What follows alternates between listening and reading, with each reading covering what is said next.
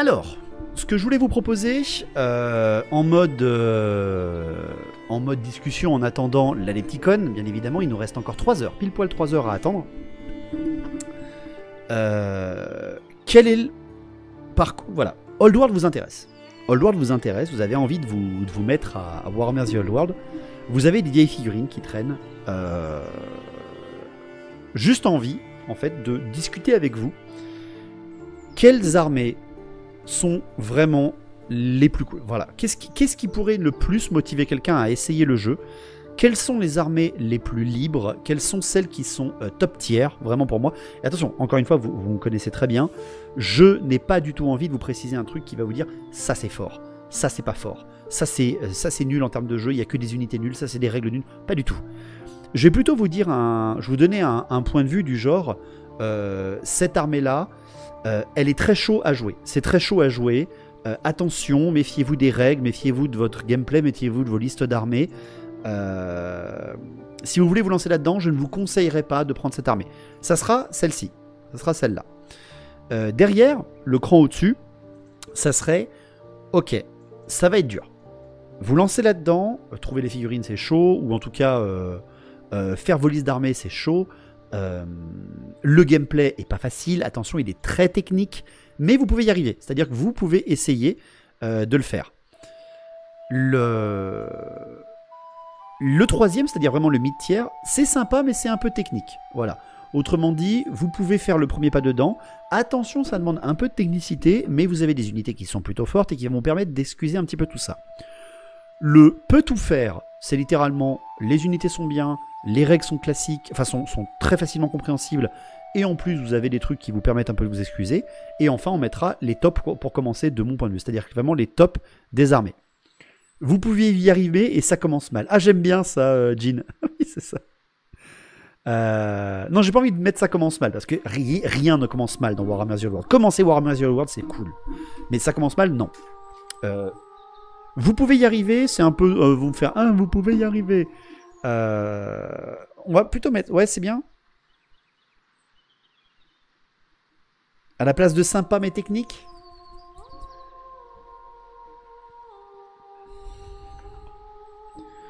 On va mettre très dur. On va faire attention plutôt. C'était très bien comme ça? Je sais pas. Hein. J'ai plusieurs armées, je trouve que certaines de mes listes V8 sont devenues plus jouables. Les Skaven, les démons, les restrictions sont bien chiantes. Ah oui, attendez. On peut mettre un truc. Change rien, oui, c'est très bien. On met comme ça, c'est bon? Ça vous va? C'est une bonne idée d'en faire une vidéo pour la chaîne YouTube. Au pire, on la mettra en replay. On la mettra en replay, exclamation replay, bien sûr, pour vous abonner. Si c'est toujours pas fait, on est bientôt 1000, c'est toujours cool. Trop stylé, je peux déjà jouer 1500 points. Tu joues quoi, l'Insomniac? Juste en question comme ça. Et là, vraiment, ce que je vais vous proposer, c'est aussi le plaisir de l'armée. C'est-à-dire le nombre d'entrées qu'on peut en faire, le plaisir de pouvoir y mettre du... Je joue homme lézard. Oh, t'as une bonne armée déjà en homme lézard. Justement, on va voir ça. On va commencer tranquillou, d'accord? On va essayer de faire un point de vue. Bien évidemment, c'est pas moi qui vais que parler. On est encore 140 à minuit, donc ça fait très plaisir. N'hésitez pas à donner votre point de vue là-dessus. Mais attention, me sortir ce perso est trop fort, ça sert à rien de jouer parce que cette armée est trop facile, ça ne sert à rien. Dans cette tier list, ne sert à rien du tout. Là, on passe vraiment du point de vue... vous voulez commencer une armée Old World, ou vous avez cette armée Old World qui traîne dans un placard et vous avez peut-être envie d'essayer. On va parler en armée pour commencer, pour essayer. Donc on va parler entre 500 et 1500 points. 2000 points devient plus un format tournoi de mon côté. Donc voilà. On va se baser entre 500 et 1500 points. Avec quelqu'un qui maîtrise l'armée tranquillou ou qui a envie d'en essayer une. On n'est pas là pour faire je maîtrise toutes les armées et je vais vous défoncer. Ça ne sert à rien du tout. Ça vous va? On fait comme ça? Ok. Bretonie. Commençons par la Bretonie. Alors, les Bretoniens, armée de départ de Warhammer The Old World, armée qui possède des arcanes journaux, donc armée qui a 3 catégories de jeux différentes, une armée utilisant la puissance mélangée avec la chevalerie, la magie, les volants et les pouilleux sacrifiables, une autre armée qui joue full cavalerie lourde et volante, et une autre armée qui peut se jouer en full piéton, mais très tanky sur les règles de commandement. Les Bretoniens, une petite liste bretonnienne pour commencer, dans les 2500 points pour commencer, bah vraiment pour commencer, celle qu'il y avait dans la boîte de départ. Celle qu'il y avait dans la boîte de départ, vous savez quoi, c'est pas une mauvaise idée de faire une armée à 1000 points, regardez, une armée à 1000 points là, à chaque fois. Ce que j'aurais envie de jouer moi, en tant que bretonien, armée à 1000 points, grande armée, on va toujours faire des grandes armées pour être légal avec les arcanes journaux. Tu te prends une damoiselle niveau 2 en magicien, pardon, pas en général, tu te mets un paladin en bouclier, monté, lance de cavalerie je l'ai mise, lance de joute, voilà, en général. Tu te mets 5 chevaliers du royaume monté full équipé. Tu te mets 5 chevaliers du royaume full équipé. Chacun aura un des personnages montés. Est-ce qu'elle est montée? Non, elle n'est pas montée, elle. Donc, montée. Tu te mets un bloc de 21 hommes d'armes. Prévôt, porte-étendard, musicien, moine du Graal, triptyque. Tu te mets 2 régiments d'hommes d'armes. Non, pas d'hommes d'armes, bordel, je suis débile. 2 régiments d'archers par 10. T'es à 699 points. T'as 700 points là. Hein. T'as 700 points, t'as déjà une armée pas mal. Et enfin pour finir à 1000 points, tu mets des Pégases. 885 points. On est pas mal. Et ben tu te mets un deuxième bloc d'hommes d'armes. T'es à combien? 1018. Donc il y a 18 points en trop. Et ben t'enlèves les champions. T'enlèves les champions de régiment. Et voilà. Voilà 1000 points. T'as 2 blocs de chevaliers, 1 bloc de Pégase, 2 blocs d'infanterie, 2 blocs d'archerie, un mage niveau 2 et un guerrier, un petit guerrier. Voilà. Voilà. Et là, t'as 1000 points de jouable. Et là, moi, tu vois, j'ai envie de la jouer, l'armée. T'as 2 blocs pour bloquer, t'as 2 blocs de tir, t'as des chevaliers rapides, t'as des chevaliers d'impact. Tout ce qu'il faut. Là, tu t'amuses. Là, tu peux t'amuser. L'armée bretonienne, les 3 armées bretoniennes, franchement, elles peuvent tout faire. Elles peuvent tout faire. Elles peuvent te permettre un peu l'erreur. Les Bretoniens, pour moi, ils sont très bien pour commencer. Pégase, c'est bien pour être loup, mais après, ça meurt vite. Oui, mais il n'y en a que 3, là. J'ai fait une petite partie avec mes ogres et les graleux, ça rigole 0, les férocs sont pas aimés. Oui, non, mais des graleux, tout de suite, à 1000 points, ça rigole plus. Mais voilà, là, à 1000 points, t'as franchement une petite armée sympa, avec la boîte de départ de Games Workshop, et tu t'amuses. Sinon, après, si t'as accès à la pression 3D, tu fais ce que tu veux, bien évidemment. Et j'ai pas mis le Pégase sur le perso sur Pégase, etc., hein, bien sûr. Mais on aurait pu le mettre. On aurait pu le mettre à 1000 points. En vrai, niveau mots-clés et règles spéciales, qu'est-ce qu'ils ont beaucoup à retenir? Alors, la Bretonie, elle fonctionne, en tout cas la grande armée bretonienne, fonctionne sur le fait que vous allez jouer en second, mais vous allez avoir des grosses résistances. C'est-à-dire que la Bretonie va vous permettre d'avoir des chevaliers très blindés, des chevaliers très forts, vraiment certains des meilleurs chevaliers du jeu, avec beaucoup de petites règles qui vous permettent de très bien gérer les monstres ou les autres cavaleries, avec la cavalerie bretonienne, et le fait que dès qu'on vous frappe très très fort sur vos chevaliers, vous allez avoir un tankiness assez impressionnant. Vous allez très bien tanker les attaques. Plus on vous frappe fort, plus vous allez bien tanker les attaques. Et en plus, à côté de ça, pour éviter que vos chevaliers soient dans la pampa dès qu'on vous met la moindre chose à charger devant vous, vous avez de quoi tanker les autres unités, les unités adverses, avec vos pouilleux. Les hommes d'armes, hein, les unités d'infanterie classiques des Bretoniens, sont assez peu chères, elles sont très nombreuses, et ont plein de petites règles qui permettent de très bien tanker le temps que les chevaliers arrivent pour tout nettoyer. Ils ont des archers pas chers non plus, qui peuvent vite se faire une saturation à très longue distance. Ils ont une machine de guerre très forte. Ils ont une magie et surtout des petites règles magiciennes qui peuvent cacher dans les régiments et les mettre à l'abri tant que vous avez encore assez de chevaliers. Et ils ont des personnages qui peuvent être des petites clés à molette assez fortes pour ce qui est d'aller taper du monstre, des personnages, etc. Je ne vais pas vous donner les règles spéciales, ça ne sert à rien parce qu'on n'est pas là pour parler des règles, mais voilà ce que je pourrais vous présenter pour ce qui est des Bretoniens. Les Bretoniens, ils ont quasiment pas d'armes à poudre noire, sauf si vous prenez une de leurs 3 armées très spécifiques. Donc ils n'ont pas beaucoup de perforation au tir, c'est-à-dire qu'ils ne vont pas vraiment faire du dégât au tir, ils vont plus faire de la saturation. Eux, ce qu'ils cherchent en dégâts, c'est la charge. Il faut que les Bretoniens y chargent pour faire du dégât. S'ils se font charger, c'est leur faiblesse. Et c'est pour ça qu'ils peuvent tout faire, mais pas tout... C'est pas les top pour commencer pour moi. Parce que Bretoniens, quand vous créez votre liste d'armées en grande armée, vous avez des restrictions qui sont assez importantes. Vous devez avoir dans une grande armée classique des chevaliers et des pouilleux. Vous devez avoir ce bundle ensemble. Donc ils peuvent tout faire tant que vous avez ce qu'il faut. Et ça, je parle dans la grande armée, c'est-à-dire l'armée classique. L'autre armée n'est composée que de chevaliers. Et dès que vous prenez celle-là, vous pouvez plus tout faire, parce que vous avez que des chevaliers. Et l'autre, vous avez des chevaliers, mais beaucoup moins forts, parce qu'ils n'ont plus le tankiness quand vous frappez très fort contre eux. Donc, voilà, les Bretoniens, s'il y a bien une phase qu'il ne faut pas manquer, ils peuvent tout faire, tant que vous foirez pas votre déploiement. De toute façon, toutes les armées. Mais les Bretoniens, encore plus. C'est quoi le top pour commencer? Bah Darkness, il va falloir attendre que j'ai fini. Quand tu débutes, les nains, c'est toujours un bon choix, quel que soit le jeu, j'ai l'impression. On va en parler.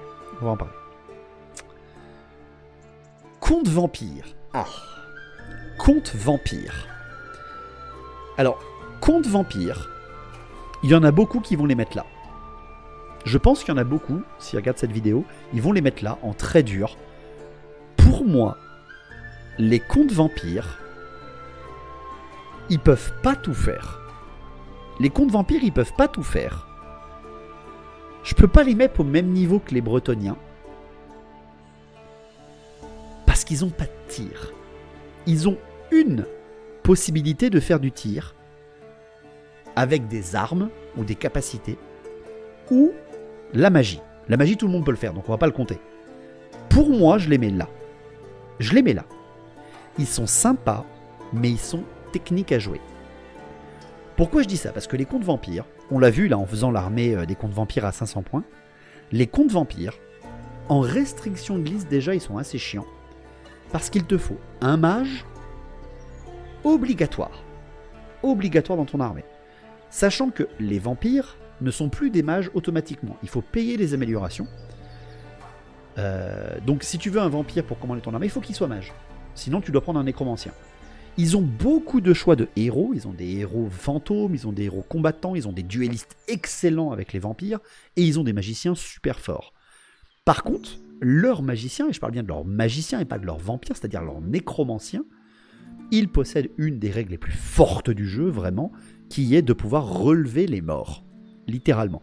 Tant qu'il n'est pas bloqué au corps à corps, le magicien adverse, le nécromancien, peut relever les morts. Ça, c'est un gameplay qui est fou. En termes de jeu, c'est fou. Mais la seule chose, c'est que tu n'as pas d'armée de tir. Tu n'as pas d'arme de tir à longue distance. Soit tu as ta magie, mais il faut protéger ton sorcier et ton magicien, parce que c'est aussi le nœud de ton armée. Si tu perds ton sorcier, ton armée va s'effondrer au fur et à mesure. Donc, elle est technique à jouer. Tu peux pas la jouer n'importe comment. Si tu mets ton sorcier qui possède le fameux sort de Néek, la capacité de Néek qui permet de relever les morts, et tu le mets dans ton régiment de corps à corps, ben ça va pas marcher. Parce que dès que tu vas arriver au corps à corps, il pourra plus relever les morts. Donc elle est technique à jouer. Mais elle est très sympa. Elle est vraiment sympa parce que tu as des unités extrêmement puissantes et des unités totalement sacrifiables qui sont là pour se faire défoncer sans aucun problème. Mais attention, pour moi elle est technique. Les contes vampires jouent aussi beaucoup sur le commandement adverse. Ils te rendent moins courageux pour te faire enfuir beaucoup plus facilement. Ils ont le principe de règle de mort-vivant, c'est-à-dire que même s'ils perdent le combat de 40 points, ils vont perdre 40 PV, mais derrière ils vont seulement reculer de 2 pas. Ils vont jamais s'enfuir, jamais paniquer, jamais avoir peur, jamais avoir de terreur. C'est ultra intéressant pour commencer à jouer. Mais je pense vraiment que pour moi, ils sont sympas mais techniques. Pas plus. On ne peut pas les mettre à peu tout faire parce qu'il leur manque la capacité de dégâts à distance. Et on va pas se mentir, il leur manque un peu de mobilité. Parce que l'un des autres malus que possèdent les morts-vivants, c'est qu'ils ne peuvent pas faire de marche forcée sauf s'ils volent. Donc ton armée va avancer à 4 pas, voire à 5, en phase de mouvement. Heureusement pour les morts-vivants contre vampires, ils ont les mouvements de réserve, c'est-à-dire qu'en fin de phase de tir, ils peuvent rebouger avec un sortilège ou avec des capacités spéciales, et ils ont quand même des volants assez sympas, les nuées de chauve-souris, les Vargeist, les Terrorgeist, etc., les chauves-souris géantes, qui permettent de vraiment avoir beaucoup de possibilités. Ça pardonne plus les mauvais corps à corps, mais un mauvais placement de personnage et tu prends tarif. Exactement. C'est pour ça que pour moi ils sont techniques, parce que tes personnages, tu peux pas les mettre partout. C'est probablement une des meilleures armées Legend. Pour moi, la meilleure armée Legend, c'est les nains du chaos, hein, très loin, mais on va en parler. La liste est un peu plus dure à faire. Voilà, c'est pour ça que je les mets en mode technique. Je les mets en mode technique. Je les mets en mode technique, vraiment, pour moi. Je me dis qu'il n'y en aura peut-être pas beaucoup en très très dur. Il n'y en aura peut-être même pas du tout en très très dur. On va voir, on va voir. Elfe noir? Ah, elfe noir. Elfe noir. Elfe noir, elfe noir, elfe noir. Elfe noir.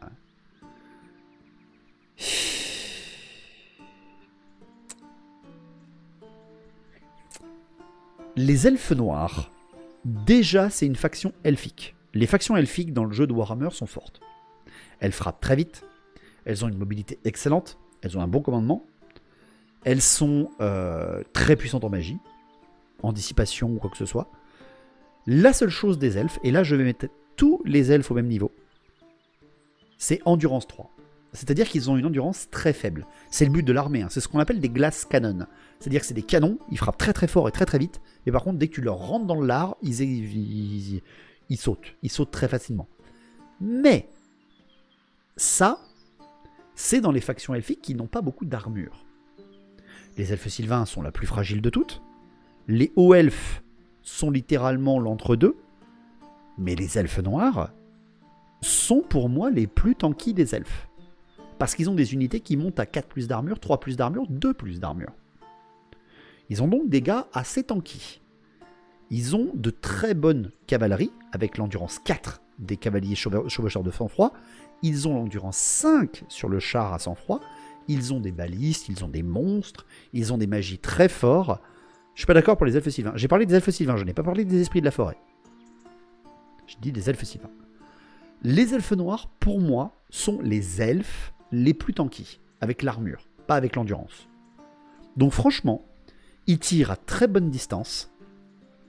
Ils font beaucoup de dégâts au corps à corps, c'est-à-dire qu'ils ont des attaques empoisonnées, des coups de fendoir, c'est-à-dire des attaques qui frappent très très fort. Ils ont un commandement vraiment acceptable. Ils ont des personnages très très bien. Franchement, ils ont des très bons personnages. Pour moi, ils peuvent tout faire. Les elfes noirs, ils peuvent tout faire. Enfin compris ce que c'est un glass cannon. Je me contentais de hocher la tête sans comprendre jusqu'ici, ce qui est très con, je le reconnais. C'est vrai, tu le savais pas? Ben voilà, j'espère t'avoir expliqué ça.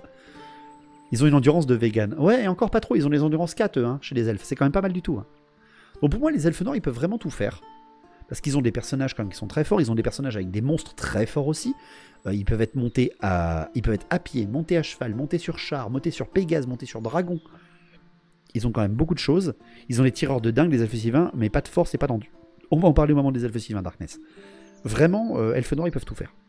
Mais est-ce que je les conseillerais pour commencer? Je pense pas. Le côté tanky est balancé par leur atout plus dur à utiliser que les autres elfes. Ouais, je sais, Riton, je suis d'accord. Ils ont la manticore, oui, c'est vrai aussi. Ils sont au-dessus des Bretoniens, les elfes noirs. Non, parce que les Bretoniens ont des arcanes journaux. Donc techniquement, ils ont plus de choix et donc ils peuvent plus faire de choses que les elfes noirs. Mais ça veut dire qu'en effet, les arcanes légendes ne pourront pas dépasser les armées arcanes légendes, arcanes journaux, mais c'est normal. Aussi, c'est normal. J'avais oublié la manticore, j'avoue, c'est pas des ninjas. Mais carrément, c'est pour ça. Elfes noirs, vraiment, ils sont très bien. Ils sont très très bien. Est-ce que je mettrais les elfes noirs au-dessus des Bretoniens pour commencer? Non. Je pense pas. Je pense pas. Hein, quoique. Hein. Égalité? Il y a quand même plus de choix chez les Bretoniens parce que t'as plus de listes d'armées. Donc t'as plus de choix. Techniquement, t'as plus de choix. Et quand t'as plus de choix, c'est toujours mieux pour commencer. Je dirais technique, mais à la limite du peut tout faire perso. Ben, ils peuvent être en bas. Ils peuvent être. Ils restent assez techniques, mais franchement, t'as aussi des techniques brainless chez les elfes noirs. C'est-à-dire que tu peux être. Ça peut aussi te pardonner largement l'échec. Parce que, sachant que il y a de la saturation au tir de fou furieux. Il y a des personnages que tu peux mettre quand même très très très très fort hein, chez les elfes noirs. Enfin, chez n'importe quel personnage elfe, de toute façon.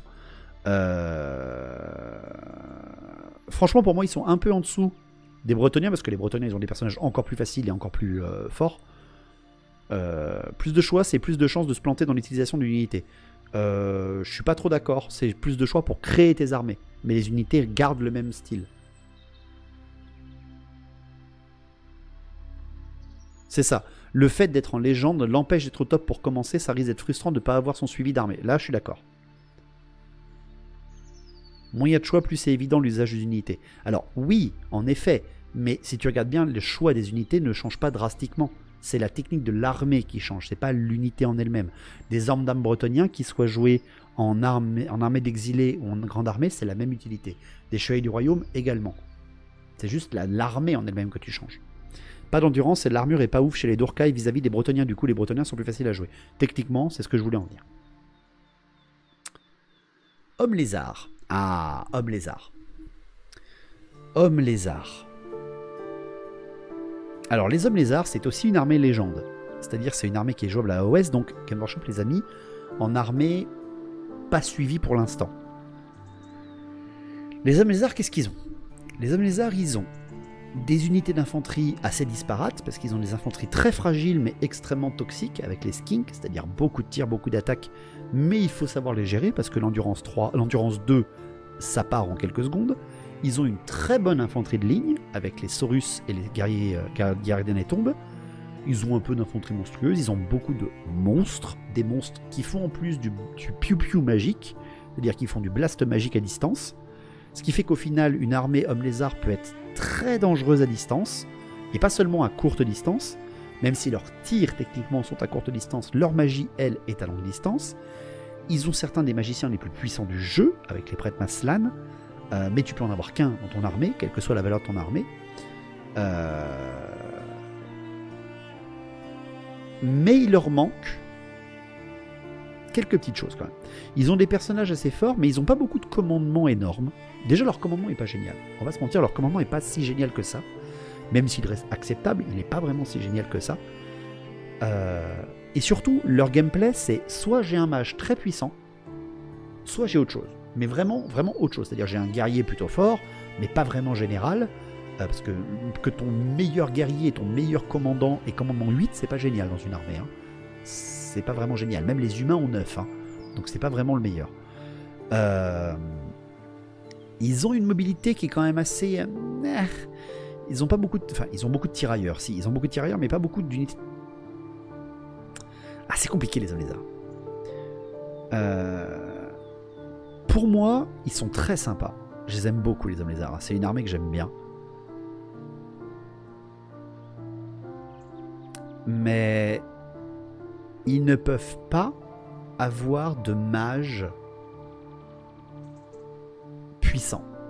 Alors, attention, je m'explique. Ils peuvent avoir des magiciens très puissants, comme les Slans. Mais ce sont des Slans. Arrivé au corps à corps, il se fait défoncer le Slan. Ou ils peuvent avoir un petit magicien, mais sur un stégadon. Là, c'est plutôt tanky. Donc, pour moi, ils sont pas sympas mais techniques, ou alors ils sont très très bas en sympa mais techniques. Pour moi, ils sont attention. Parce que les hommes lézards, je joue des skinks parce que j'aime bien les skinks. Ok, mais attention, t'es obligé d'avoir des Saurus, déjà d'une. De plus, tes skinks, c'est de l'endurance 2. Attention. De plus, tes skinks, attention, c'est portée courte de tir. Je joue des Saurus. Ok, très bien, mais attention, tes Saurus, c'est plus comme avant. Hein. Ils ont toujours initiative 1. Ils ont pas, voilà. L'une des malchances, enfin, l'un des malus qu'ont les hommes lézards, c'est qu'ils ont très peu d'initiative. Les nuées sont fun aussi. Ouais, les nuées aussi, c'était intéressant.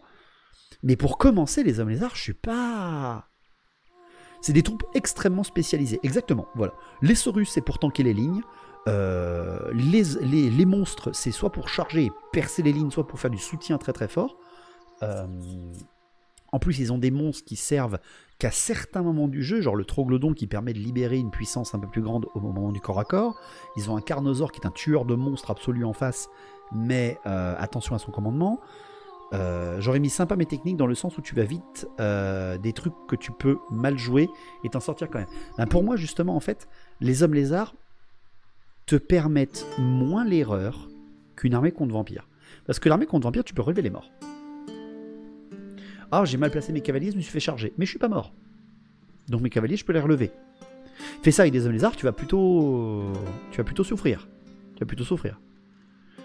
Ils ont des grosses faiblesses et des gros atouts. Ben c'est ça, parce qu'ils ont une règle très sympa qui leur permet de relancer les... Enfin, d'utiliser, quand ils font des tests de panique, plus de dés et garder les plus petits. Donc techniquement, ils vont être plus intéressants, ils vont un peu mieux tenir la ligne.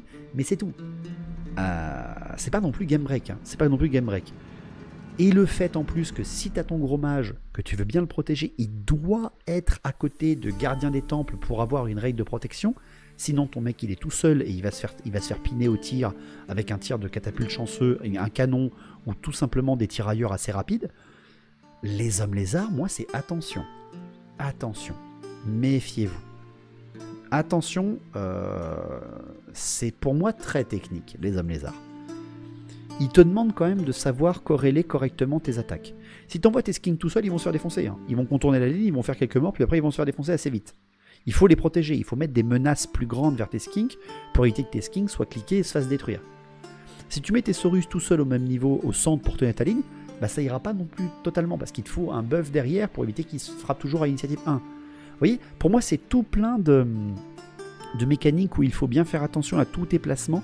Donc pour moi, il faut faire plus attention quand tu joues Homme Lézard que quand tu joues contre Vampire. Qu'est-ce que vous en pensez ? Faut bien lire le livre pour comprendre comment les jouer. Alors ça, je suis d'accord, Riton. Mais ça, c'est toutes les armées, techniquement. Pour moi, c'est toutes les armées, ça. Ça se tient, on me dit dans le chat. Bah, je pense aussi. Je pense aussi que ce raisonnement se tient. Après, en termes de attention, ils sont plutôt hauts, je dirais. Hein. Kraken, il dirait sympa mais technique. Après, on pourra encore bouger tout à l'heure. On verra qui ils sont avec eux. On verra qui ils sont avec eux. Ouais, je pense que c'est pas mal. Je pense que c'est pas mal. Déjà, faut lire. Hein. Oui, déjà, faut lire. C'est un grand sujet, ça. Nain du chaos.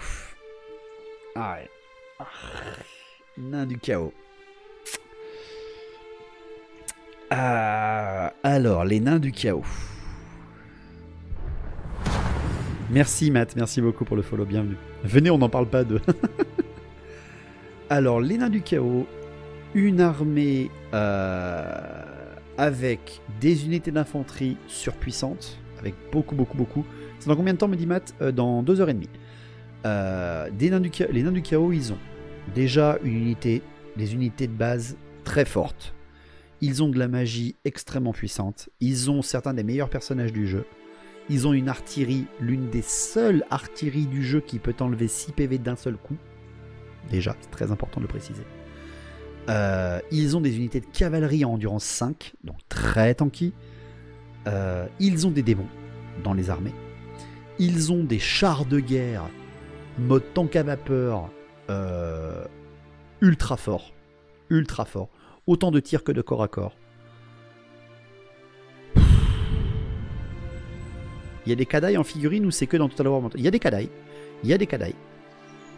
Je les ai pas affrontés ni joués. J'ai juste vu la review, me paraît sympa, mais en fait, c'est pas les nains de chaos que tu joues hors perso aux machines de guerre. Oh, si, tu peux jouer full nains du chaos. Et en plus, dans l'armée nains du chaos, je précise, ils ont aussi accès aux peaux vertes. Ils ont accès aux orques noirs, ils ont accès aux hobgoblins, ils ont accès à plein de choses. Ils peuvent tout faire. Parce que c'est le gameplay des nains, plus le gameplay peau verte, plus de la magie. Voilà. Pour moi, ils peuvent tout faire. Ils sont même au-dessus des Bretoniens. Parce qu'ils ont... Alors, peut-être en dessous, parce qu'ils n'ont pas non plus de cavalerie. Ils n'ont pas plus de cavalerie que les Bretoniens. Les Bretoniens, ils ont tout ce qu'ils ont, parce qu'ils ont des infanteries... Ils n'ont pas d'infanterie d'élite, les Bretoniens, mais ils ont... Voilà. Mais par contre, je ne les mets pas en top pour commencer. Parce que, mis à part l'impression 3D, ou alors un compte en banque en Suisse, tu ne peux pas te payer une armée de Old World nains du chaos sans te ruiner. déjà d'une. Ils n'ont pas des espèces de minotaures, bah c'est leurs centaures taureaux qui sont de la cavalerie lourde en fait, cavalerie très tanky. Ils sont pas faciles à avoir en armée, et en plus, c'est une armée légende. Donc t'as qu'un seul moyen de les avoir, et un seul moyen de les jouer. Et par exemple, quand tu veux te faire plaisir à jouer, tu te dis j'ai envie d'essayer plein de trucs, je veux tout faire. Ben vous savez ce qu'ils n'arrivent pas à faire, les nains du chaos? Ils n'arrivent pas à avoir un mage fort et un personnage fort dans l'armée. C'est soit l'un soit l'autre. Et en termes de gameplay, c'est ça qui est malheureux, mais tu verras jamais de guerrier chez les nains du chaos en personnage. Tu verras que des mages montés.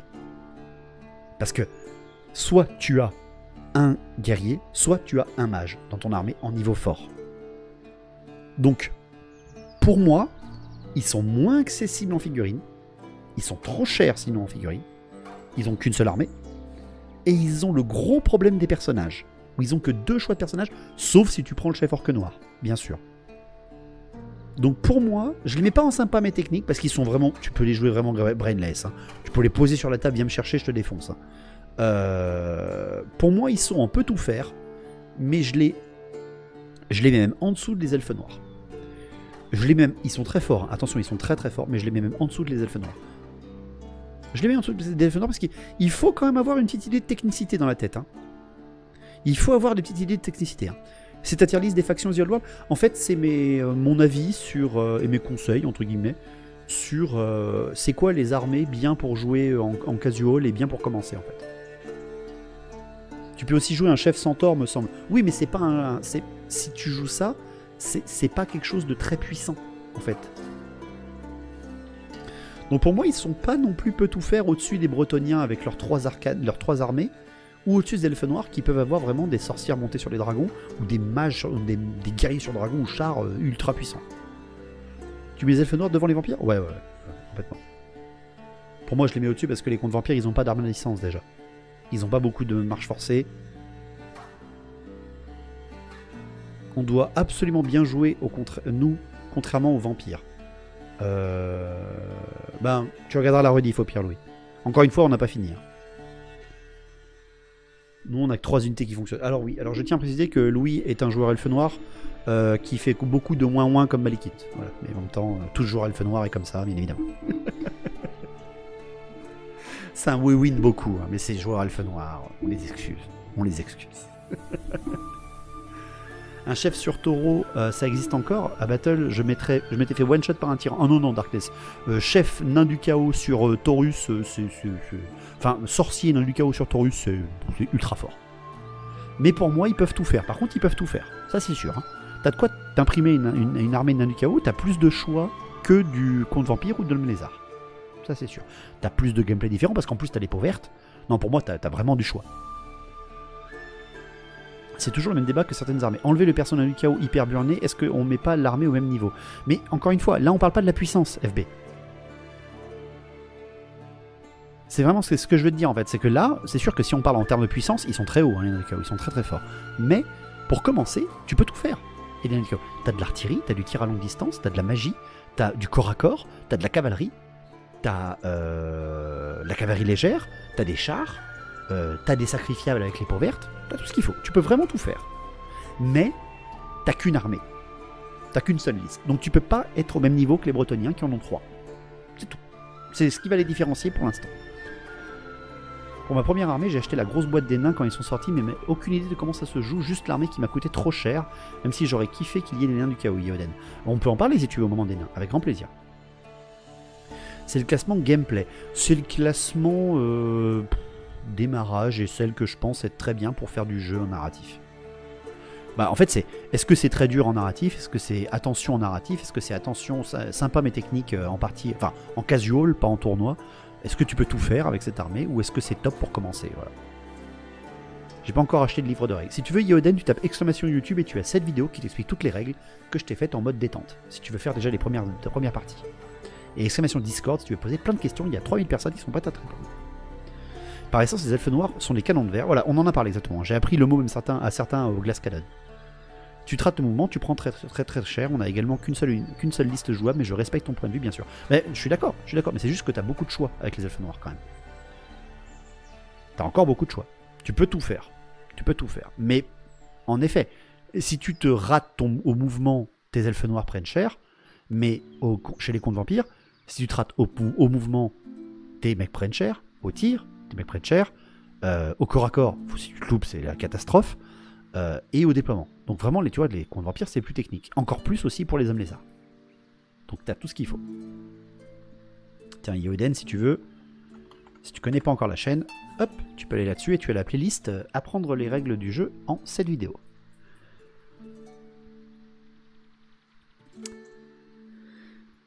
Les Skaven. Les Skaven. Alors, les Skaven. Les Skaven, déjà c'est une armée légende, également aussi, donc une seule liste disponible. Et en plus, dans cette liste disponible, il y a énormément de restrictions. Yes, exactement. Leurs unités sont fragiles. Elles sont toutes fragiles. Il n'y en a aucune véritablement de tanky à part un monstre ou un char.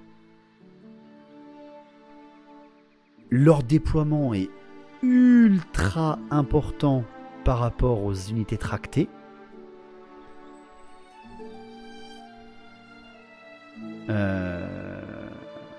Ça n'existe pas, on passe à la prochaine. Ils peuvent pas tout faire. C'est pas vrai, ils peuvent pas tout faire. Ils ont pas de cavalerie. Ils ont pas de cavalerie non seulement légère, mais pas de cavalerie lourde non plus. C'est deux manques indéniables du jeu, déjà de base. Donc ils peuvent pas tout faire. Ils ont pas de personnages montés. C'est aussi un manque. Donc, il leur manque 3 choses ultra importantes dans le jeu. Donc ils peuvent pas tout faire déjà. Donc déjà, impossible qu'ils soient là-haut. Alors, véritablement, je mettrai toutes les armées difficiles là-dedans, hein, évidemment, parce qu'elles sont toutes sympas à jouer. Elles sont toutes sympas à jouer, évidemment. Bah, vous savez quoi, je vais même le préciser.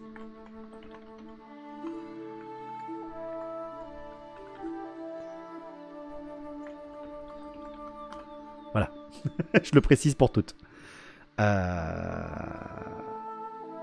Les Skaven, sachant qu'ils ont une infanterie sacrifiable, ils ont des unités d'élite très chères.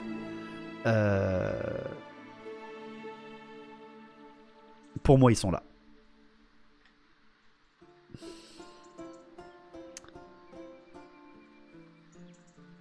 C'est très dur. C'est très dur à jouer. En plus, leurs unités fortes sont en mouvement aléatoire, donc tu les contrôles pas totalement. C'est très dur. J'ai pas vraiment d'autres arguments à dire pour les Skaven. C'est à quelle heure le live? C'est à 3h du matin, Louis. J'ai pas vraiment d'autres choses à dire que les Skaven. Leur force, c'est le nombre. Leur force, c'est le combo nombre et perforation de ton flanc par des unités extrêmement fortes parce que mon nombre t'a tanké. La seule chose, c'est que soit t'es fort au corps à corps, soit t'es fort au tir, à cause de leurs 2 listes d'armées. Enfin, dans leur liste d'armées qui t'oblige à faire ce choix-là. Soit tu fais une unité disparaît. Alors, techniquement, ils ont 3 manières de jouer. Tu peux mettre la manière casual, c'est-à-dire la manière totalement mêlant Mulder et Eshin. Donc ils ont 3 grands clans. Ils ont le clan des assassins, le clan des bêtes monstrueuses, le clan des technologiques et le clan des pestiliens. Plus les clans guerriers. Autrement dit, les clans qui ne servent pas à grand-chose si tu n'as pas au moins un des 4 autres avec. Soit tu fais du Mulder et Shin, donc assassin et monstre. Assassin et monstre, t'as aucune restriction obligatoire dans le jeu, mis à part l'assassin lui-même. Mais tu peux avoir des coureurs nocturnes, des coureurs d'égout, tu peux avoir des rats ogres, tu peux avoir des abominations de Malphos. Ça, c'est très fort dans le jeu, c'est très très fort. Et ça, c'est une des choses qui les rend ultra sympas à jouer et très asphyxiant pour l'adversaire. Et en plus, tu peux vraiment te faire plaisir, parce que des unités qui sont tirailleurs, qui peuvent contourner, qui impactent très très fort, c'est très sympa. Et derrière après, tu as ce choix. Est-ce que je mets, avec ces gars-là, des mages technologiques qui utilisent des armes à très longue distance et qui font beaucoup de dégâts à distance et qui font très très mal, soit je mets pas des dégâts à distance, mais je cherche du corps à corps et à faire tester l'adversaire sur son endurance, etc. et lui enlever sa règle spéciale de l'armure. Ces 2 gameplays sont super intéressants. Ils sont donc très très sympas à faire. Mais c'est dur. Parce que ça veut dire que tu te concentres sur un seul gameplay.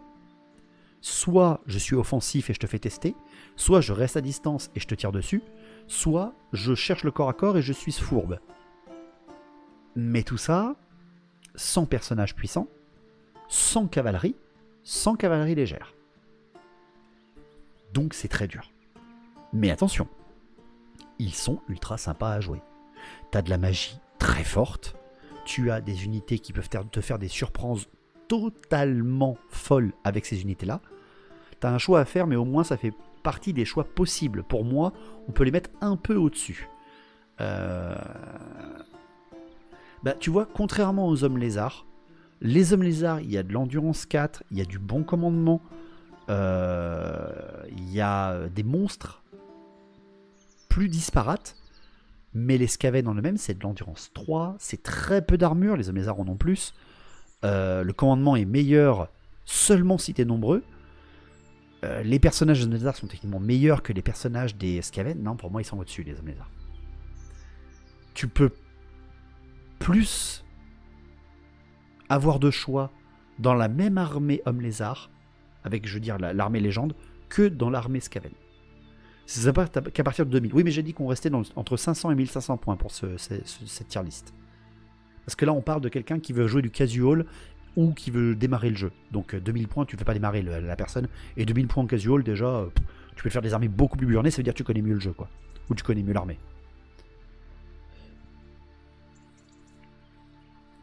Donc vraiment, voilà, tu vois, je les mettrai là. Les Skaven, une erreur peut être faite dès la création de liste, pas les hommes lézards. Ouais, et encore. Les hommes lézards, tu peux te gourer, hein, tu peux te gourer aussi. C'est vraiment pas ouf comme armée. Non, c'est faux. Non. Darkness, par contre, ils sont toujours aussi bien. Ils sont toujours aussi fun. En tout cas, déjà, ils font tellement toujours plaisir à voir sur la table. En plus, leurs figurines sont très très belles avec AOS, que tu peux toutes mettre en Warhammer Old World. Les Skaven restent un pur plaisir. On a eu un rapport de bataille là dimanche en direct. Malheureusement, le Skaven a pris très cher, parce qu'il a vraiment pas eu de chance. Il a fait quand même en 4 tours, il a fait 3 ou 4 fiascos. Mais il reste super fun à jouer. En compétition, c'est dur, en effet. Pour le jeu narratif, selon l'objectif de la bataille, ça peut devenir beaucoup plus coton qu'avec les autres nains du chaos. Oui, par exemple. Donc ouais, je les mettrai malheureusement en bas. Homme bête. Oh là là là, homme bête.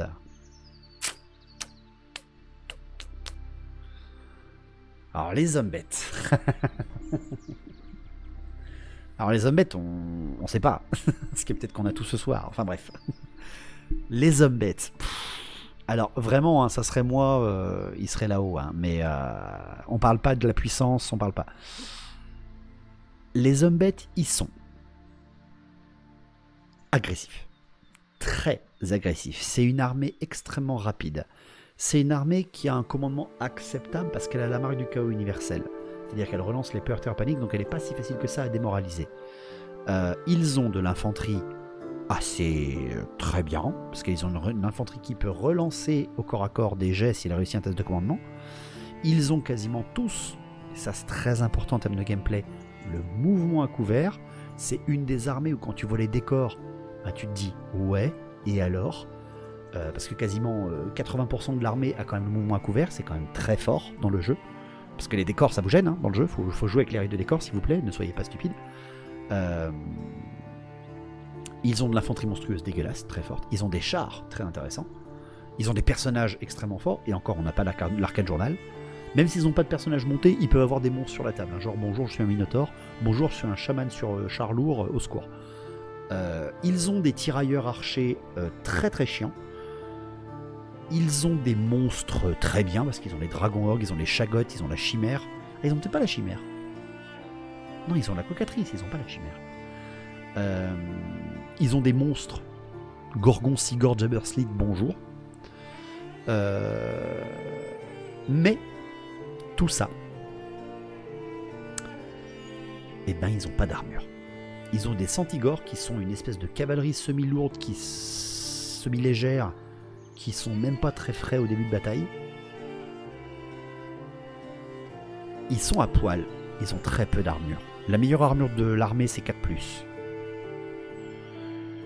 Ils ont une magie très bien. Ils ont l'un des sorts les plus forts du jeu, mais là on parle pas de force d'armée, on parle de gameplay différent. Ils ont pour l'instant une seule grande armée, mais bientôt un arcane journal. Ah oui, c'est 3+ avec les dragons. C'est vrai, il y a les 3+ avec les dragons. Pour moi, ils sont sympas mais techniques. Je les mettrais même très sympas, mais ils peuvent pas tout faire. Ils ont pas de tir à longue distance, mis à part le Sigor. Ils ont pas de cavalerie lourde. Ils ont pas d'infanterie lourde blindée. Pour moi, ils sont là. Et je les mettrais même ici. Je les mettrais même là parce que pour moi, ils sont quand même moins techniques que les contes vampires. Ils ont juste pas de vrai tir à longue distance. Je trouve que la synergie et les entrelacs des règles spéciales, ça peut compliquer le truc. Mais c'est pour ça qu'ils ont technique, je trouve.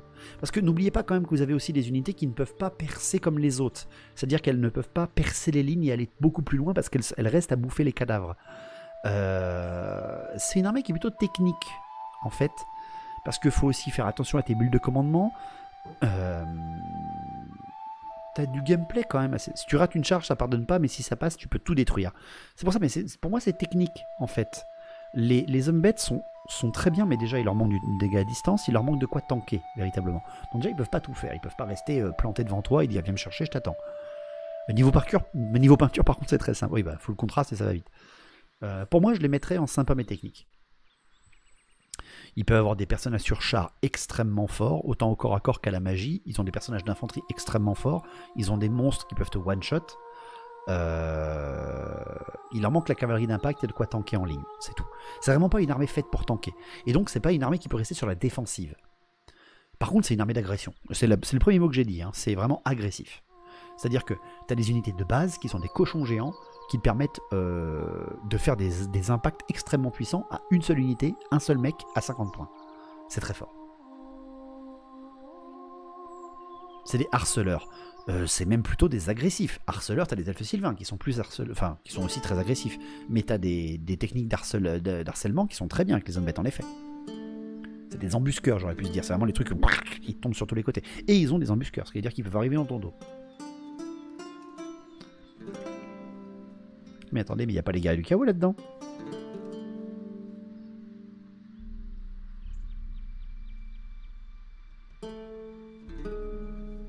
Il est con, j'ai pas mis les guerriers du chaos. Quel débile. Je me disais bien qu'il me manquait. Il me manque les guerriers du chaos. Ah mais c'est parce qu'il veut pas l'afficher. Oh mais vous me cassez le huc.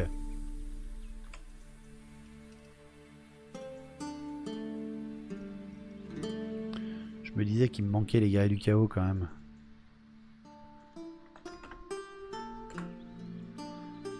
Bougez pas. Voilà, ils y sont.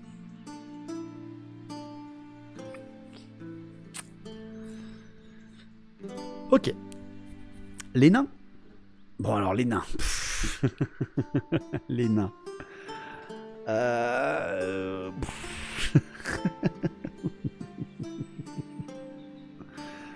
Merci Tiberzan, merci à toi. Ciao.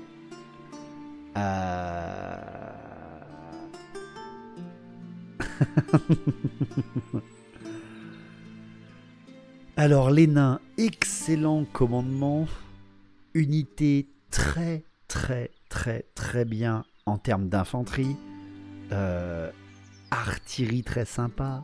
Tireur très sympa. Magie très sympa avec l'enclume du destin. Pas de cavalerie lourde. Ils ont une espèce de cavalerie légère avec des machines volantes qui peuvent vous bombarder sur le coin de la gueule. Ils ont des unités qui peuvent arriver sous terre.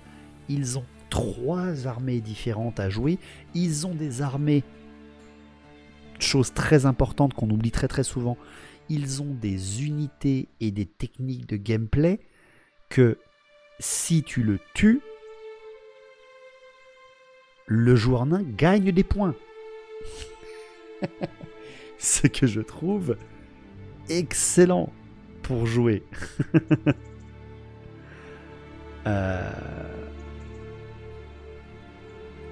pour moi, et en plus voilà, ils ont 3 listes d'armées différents. Pour moi, les nains, ils peuvent tout faire. Même s'ils n'ont pas de cavalerie lourde, ils ont quand même des trucs volants à endurance 5, armure à 4, je crois de mémoire, 3 PV, qui te mettent des touches d'impact dans la tronche quand ils te chargent.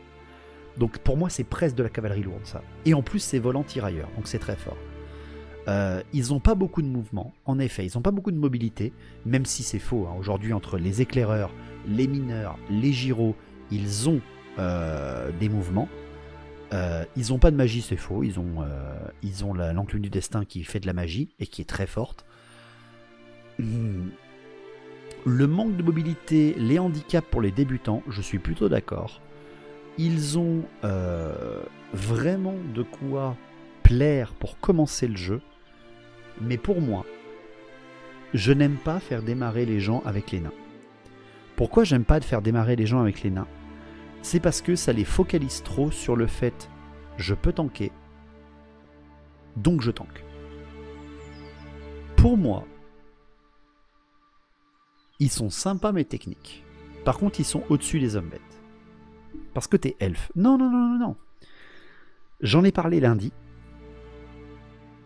Warhammer, n'importe quel jeu de Warhammer, mais encore plus Warhammer The Old World, vraiment. Le seul moment où vous jouez, où vos décisions importent vraiment, c'est le déploiement et le mouvement. Tout le reste, ce n'est que des statistiques.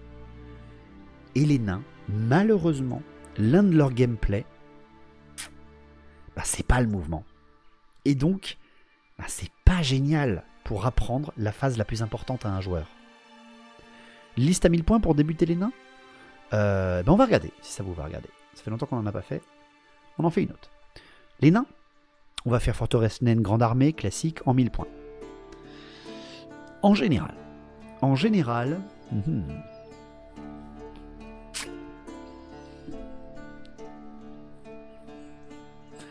pour commencer, on va mettre un Tan.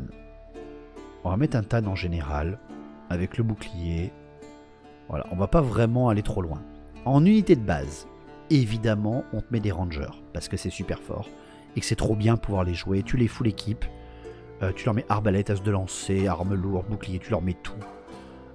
Question qu'ils aient un petit peu, mais t'en mets pas plus que 10. Très bien. Tu mets...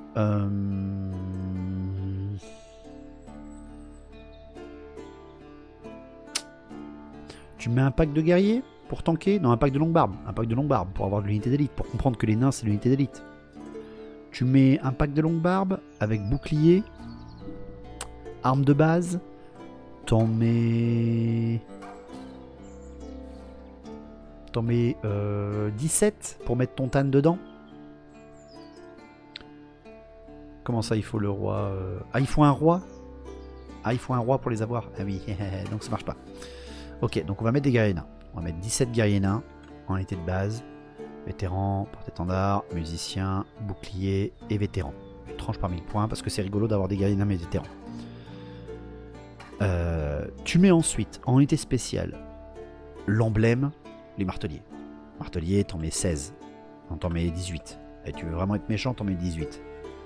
Tu mets un porte-étendard et un musicien, tu mets pas de chef. Tu mets le bien traîné, tu mets le vétéran. Et tu leur mets la rune qui les rend ultra forts.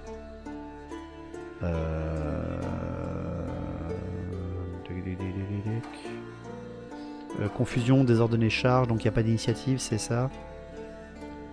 Voilà, tu leur mets la rune de confusion. Clac. Voilà, parce que c'est le gameplay qu'il faut apprendre à un joueur nain. Tu leur mets un gyrocoptère, évidemment.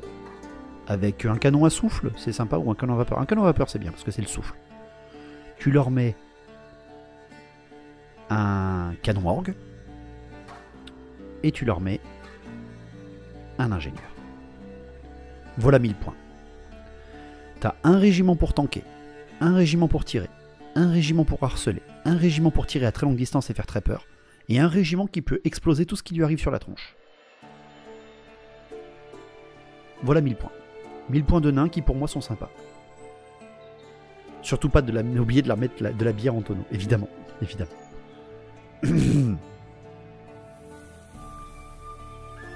Ouais, c'est rigolo, c'est une armée classico, il n'y a pas de tueur, il n'y a pas de truc. Il y a des trucs assez sympas, t'as des trucs qui frappent à force 6, t'as des mecs qui tankent à endurance 4 d'armure. Et là, tu vois, t'as un peu de mobilité à apprendre, t'as les tirailleurs à apprendre, une artillerie à apprendre. Tu vois, c'est bien. Mais il te manque des trucs, tu vois. Et surtout, ben là, t'as pas de magie, et t'as un mouvement qui est plutôt minimal. Donc, pour moi, ils sont techniques. Ils sont techniques à jouer. Tu peux pas les jouer non plus. En tout cas, t'as pas tellement de choix quand tu les joues. Ils peuvent pas tout faire, parce qu'il y a des gameplays qu'ils ne peuvent pas faire. Même avec leurs armées d'arcanes journaux, qui te permettent de faire des déplacements avec tes canons et tout. C'est des déplacements de 3 pas, c'est pas grand chose. Canon Orc, c'est vraiment sympa. Ben là, ils en ont un, tu vois. Donc tu vois, le nain, il est très sympa. Hein. Il est très bien, mais plutôt technique. Il est plutôt technique parce que tu peux pas tout faire et ça va t'obliger à apprendre des techniques et à devoir un peu les répéter. Horde de mages bien entraînés, tu n'es quand même pas si immobile que ça, je trouve. Oui, mais je les ai pas mis bien entraînés, là, les guerriers nains. Ils étaient pas bien entraînés. Ah non, j'ai pas payé le bien entraîné, pardon. Je l'ai mis sur les vétérans. Bah si, tu l'as, voilà, tu l'as chez les marteliers. Voilà, tes marteliers, ils sont bien entraînés. Donc il y est le bien entraîné, je l'ai mis. Mais t'as une seule unité qui peut le faire, à 1000 points. Et encore une fois, le bien entraîné, c'est d'avancer tout droit avec une roue ou quelques petits trous sur le chemin. À 1000 points, c'est complexe, tu peux pas tout faire. Oui, non, mais arrêtez les gars, sinon on n'a jamais fini en fait. On n'a jamais fini, en fait. Parce que c'est sûr que si tu mets 3000 points, tu peux faire tout ce que tu veux. En met en un, évidemment. Évidemment. Mais là, cherchez pas.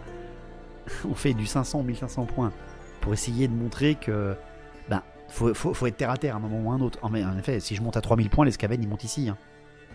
Ils peuvent tout faire à 3000 points.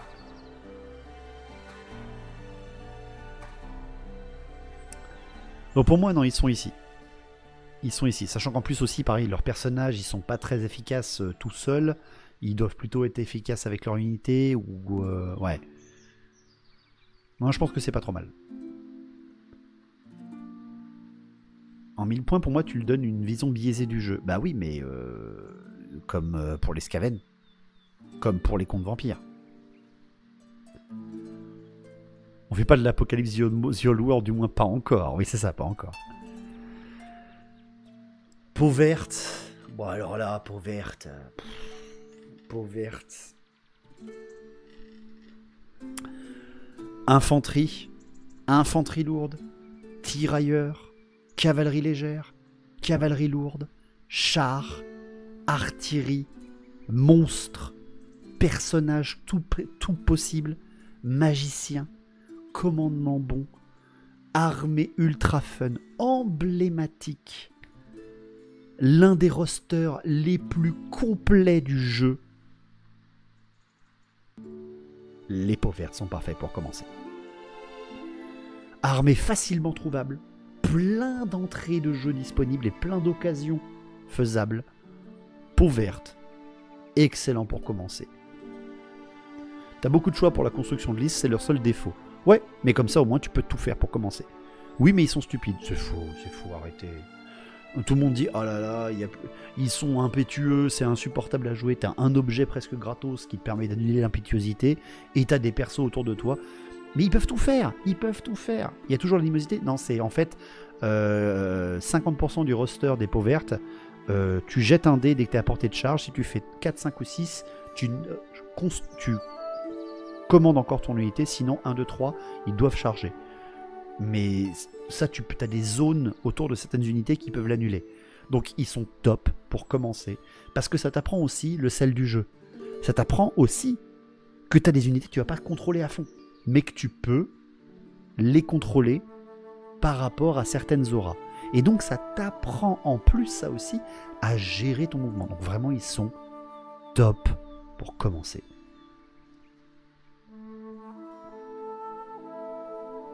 Les orques sur cochon ils sont jolis et en plus ils sont beaux, c'est clair. Tout est beau, tout est fort, tout est vert, c'est la perfection. Au pire si t'aimes pas l'animosité, tu joues full gobelin de la nuit ou orque noir, c'est ça. L'animosité c'était game breaker des fois. Oui, ils l'ont rendu plus simple. Non, vraiment pour moi ils sont top. Top. Les peaux vertes vraiment c'est... Tu peux te faire plaisir en plus, parce que tu rigoles, et en plus ça t'apprend aussi le jeu en mode rigole. Tu vois, c'est très bien, je trouve, les peaux vertes, parce que certains me disent « Ouais, mais l'impétuosité, c'est insupportable !» Ben oui, mais c'est Warhammer. C'est ça aussi, ce fait que dans la phase où normalement t'es le seul à contrôler ça, et c'est toi qui fais les erreurs ou pas, la phase de mouvement, ben les peaux vertes, c'est une des armées qui peut te dire fuck off, même à ce moment-là tu commandes pas totalement, et ça j'adore. Ils sont plus simples aujourd'hui qu'en V8. Pour moi c'est exactement les mêmes, parce qu'ils ont toujours été ultra cosmopolites et ultra sympas à jouer. L'impétuosité c'est vraiment pas un souci, non vraiment c'est vraiment pas un souci. Et ils t'apprennent l'humilité, je trouve aussi qu'ils t'apprennent l'humilité les peaux vertes, parce que ils sont pas game break. Alors certes, oui, les packs de 30 orques noirs avec les packs de 100 gobelins de la nuit full empoisonnés, oui, c'est pas très correct, mais ça voilà. Et la catapulte à plongeur de la mort, c'est top. Elle est beaucoup moins forte en plus aussi, donc elle est très très drôle. Donc vraiment, peau verte, aucun souci. En plus, vous avez tellement de choix, vous pouvez jouer que des trolls, vous pouvez jouer que des armées montées, vous pouvez jouer des armées full composées de gobelins, full composées de peau verte, tout mixé, mettre des monstres au milieu, bref... Tu commences peau verte et tu finis Skaven, le must de la rigolade. Oui, parce que tu auras tout fait les uns après les autres là. Il y a pas mal de variétés d'unités en plus, c'est sympa, le côté gobelin sur araignée, etc. Ouais, t'as plein d'entrées, plein d'entrées. C'est fun, c'est complet, je trouve que c'est super pour commencer. Les fanatiques, je kiffe. Les fanatiques qui sont des unités aussi techniques, qui t'apprennent aussi la technicité du jeu, mais d'une manière rigolote. Donc non, ouais, c'est trop bien. C'est vraiment trop bien. Vraiment, les peaux vertes, c'est incroyable. Je pourrais tenir des heures tellement il y a de possibilités de gameplay en fait chez les peaux vertes qu'on pourrait tenir des heures. Véritablement, on pourrait tenir des heures.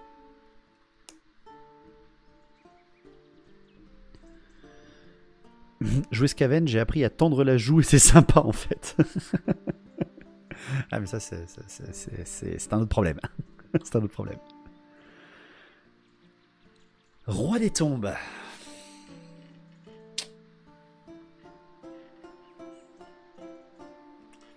Roi des tombes.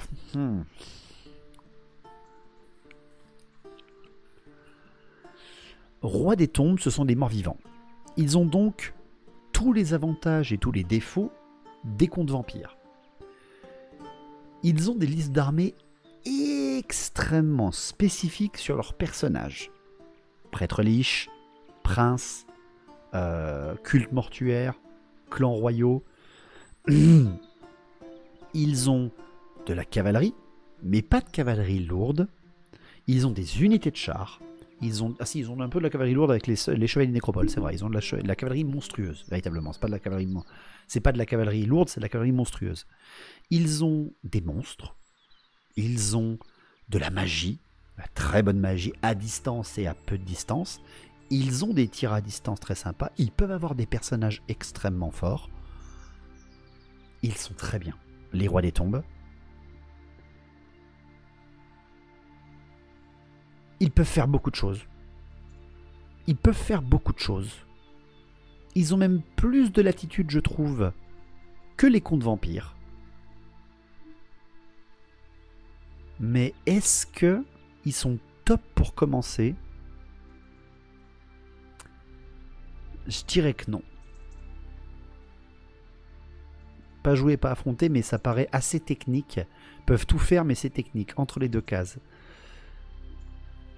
En fait, pour moi, tu peux pas tout faire avec des morts vivants. Tu peux tout faire, t'as pas de fit. Bah non, justement, voilà. Donc tu peux pas tout faire, Darkness. Parce que ça ne t'apprend pas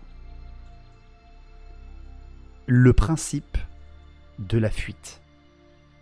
Ça t'apprend pas le fait, ah bah non, je m'enfuis face à ta charge. Désolé, tu peux pas me choper. T'as pas le choix. Et c'est un gameplay qui est important. On ignore trop de règles en Tomb King en fait. Il y a beaucoup de règles. Il y a beaucoup de règles. Chaque unité a sa petite règle ou presque. Et ils sont morts-vivants certes, mais est-ce qu'ils ont le vrai tanking et le principe de pouvoir tanker des lignes de fou? Pour moi, ils sont au-dessus des nains. En dessous des nains du chaos? Ah, je sais pas. Maintenant que je vois ça... Maintenant que je vois ça, tu vois, je sais pas. Salut Troll. Les nains du chaos, ils peuvent faire ça, parce que si, ils ont les peaux vertes. Ils ont les peaux vertes, les nains du chaos. Donc ils peuvent faire des fuites feintes. Ils ont un commandement qui peut même les rendre indémoralisables, les nains du chaos. Donc ils ont un truc...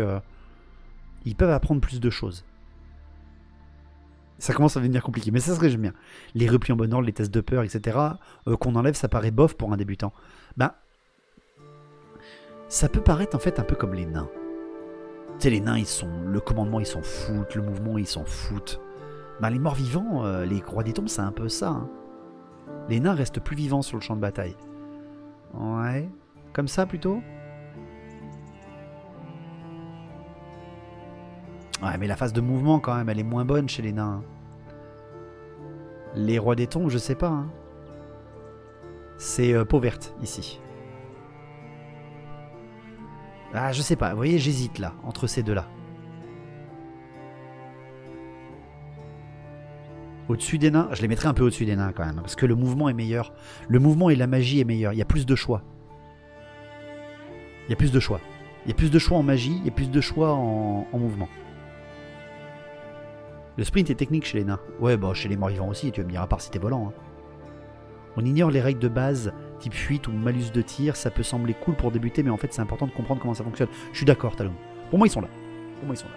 Ils sont sympas mais ils sont techniques. Ils sont sympas mais ils sont techniques. Tu les vois, hein, les bons joueurs ils sont en roi des tombes. Hein.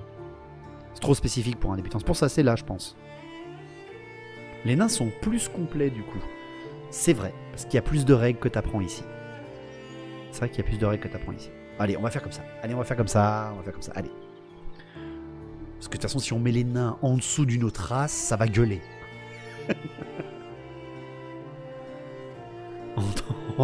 Apprendre le jeu en jouant 20 ou chapti en attendant un café, tu apprends pas grand chose. Il est vrai. Il est vrai. Les nains, ils ignorent pas, ils trichent, c'est ça. Je trouve les rois des tombes plus techniques que les nains paradoxalement alors qu'ils font plus de choses. C'est vrai. C'est vrai, c'est vrai. C'est vrai, c'est vrai. Ah, les royaumes ogres. Ah, les royaumes ogres. Ah. Alors, les royaumes ogres, ils ont une infanterie sacrifiable très intéressante. Ils ont une infanterie de ligne très bonne. Enfin, acceptable. Pas très bonne, mais acceptable. Bonne. Bonne, acceptable. Pas un meilleur commandement. Ils n'ont pas une bonne initiative, pas une bonne CC. Et c'est des tanks APV, bien évidemment. Ils ont des monstres super sympas. Ils ont de la cavalerie lourde qui rigole zéro, parce que leur cavalerie, c'est à la fois des cavaleries lourdes et des chars lourds. Ils ont une artillerie qui déconne zéro.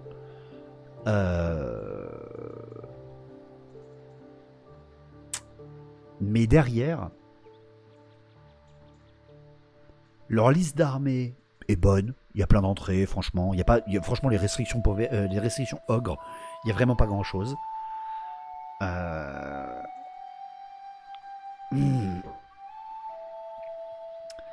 Mais quand tu joues Royaume Ogre, t'as beaucoup de choses sous-jacentes qui peuvent très vite te punir. C'est-à-dire qu'en fait, tu vas apprendre des techniques, mais tu vas les apprendre dans la douleur. Les tests de commandement, les CC basses, l'initiative basse, c'est pas non plus les meilleurs et c'est beaucoup plus dur. Jamais rencontré cette armée, Durtu. Elle est très sympa. Elle est très sympa. En plus, elle a une gueule de fou. Pour moi, elle est très forte en impact. Ça manque de l'aspect régimentaire avec des mecs à 1 PV qui vont t'apprendre des trucs. Alors ouais, mais attention, t'as les Nioblards pour ça, par exemple. On est dodus par ici. T'as les Nioblards pour apprendre ça. T'as les Crocs de sable qui sont très sympas pour les tirailleurs. T'as... Tu vois, tu n'as pas aussi le... Ça vise en fait énormément de saturation, un peu teuteux. Ils ont des bonnes armes de tir avec les crash-plombs. Ils ont pas de cavalerie légère, véritablement. Pour moi, ils sont là. Et ils sont plus techniques. Non, ils sont moins techniques que les hommes lézards. Parce qu'ils ont des gameplays, mais des gameplays très simples à comprendre. Ils ont un gameplay plus simple à comprendre que de l'homme lézard. Parce que leur gameplay, malheureusement, aux ogres, c'est attirer les gnoblards, enfin mettre les gnoblards devant pour attirer l'ennemi et frapper fort avec les ogres derrière. Les hommes lézards, attirer l'ennemi avec les skinks, mais t'as d'autres solutions.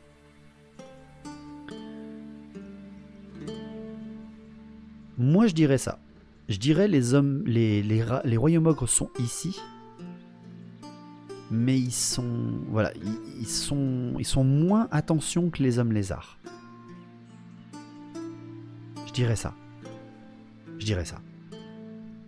Tu bouges vite, tu tapes et tu manges, ou tu te fais buter, simple et efficace. Ouais, c'est ça. Mais c'est attention, quoi. Attention quand vous avez une armée d'ogres. Attention. C'est pas une armée pour rush, les ogres. Bah, en fait, on penserait que si, parce qu'ils sont très forts en charge, ils ont un impact de fou, mais en fait, c'est une erreur de penser ça. C'est une erreur de penser que leur seul gameplay, c'est la charge. Au contraire, leur gameplay, c'est de piéger l'adversaire et que eux chargent après. Et les gnoblards sont là pour ça. Et justement, là, je vais rebondir dessus. Parce que quand même, on va faire de la promo pour Games. Hein. Ils sont, voilà. Ce truc-là, ce bundle, qui est encore disponible dans des Games Workshop, je le sais, il est encore bien disponible. Ce bundle-là, de départ, qui est à moins de 100 balles chez le partenaire Rebel Forge, avec ça, tu peux te faire un truc très sympa. Royaume Ogre, 1000 points. Tu te prends. T'as 4 crash-plombs ici. Vous voyez, il y a 4 crash-plombs, il y a 6 buffles. On est d'accord? Tu enlèves un de tes crash-plombs et t'en fais un mage. Tu fais un boucher. Niveau 1, classico. Ensuite, tu le mets en niveau 2 même. Tu te prends 10 trappeurs gnoblards, parce que tu as de quoi faire une dizaine de petits gnoblards cachés qui sont dans les graves de ton armée. Tu te prends 6 buffles ogres qui sont ta troupe de base en point d'acier. Tu te prends les 2 férox qu'il y a dans la boîte en porte-étendard, en bugler, en arme lourde, en armure lourde. Non, en point d'acier, pardon. 3 crash-plombs. Non. 3 crash-plombs en vétéran. Tu te prends... Il est où le bout de fer? Super le bout de fer. Génial, un des meilleurs chars du jeu. Et avec les 110 points qui te restent, tu te prends un cogneur. T'enlèves le niveau 2. Et tu prends un PGB. Voilà. Et là, t'as une armée à 1000 points. Avec une boîte chez le partenaire Rebel Forge. Ogre Mount Trib. Est-ce qu'il en a encore? Est-ce qu'il en a encore de la boîte? Il peut t'en commander à 92 balles. À 92 balles, t'as une armée de 1000 points. T'as une artillerie, une cavalerie, des tireurs, un gros bloc, un piège, 2 personnages. Bim.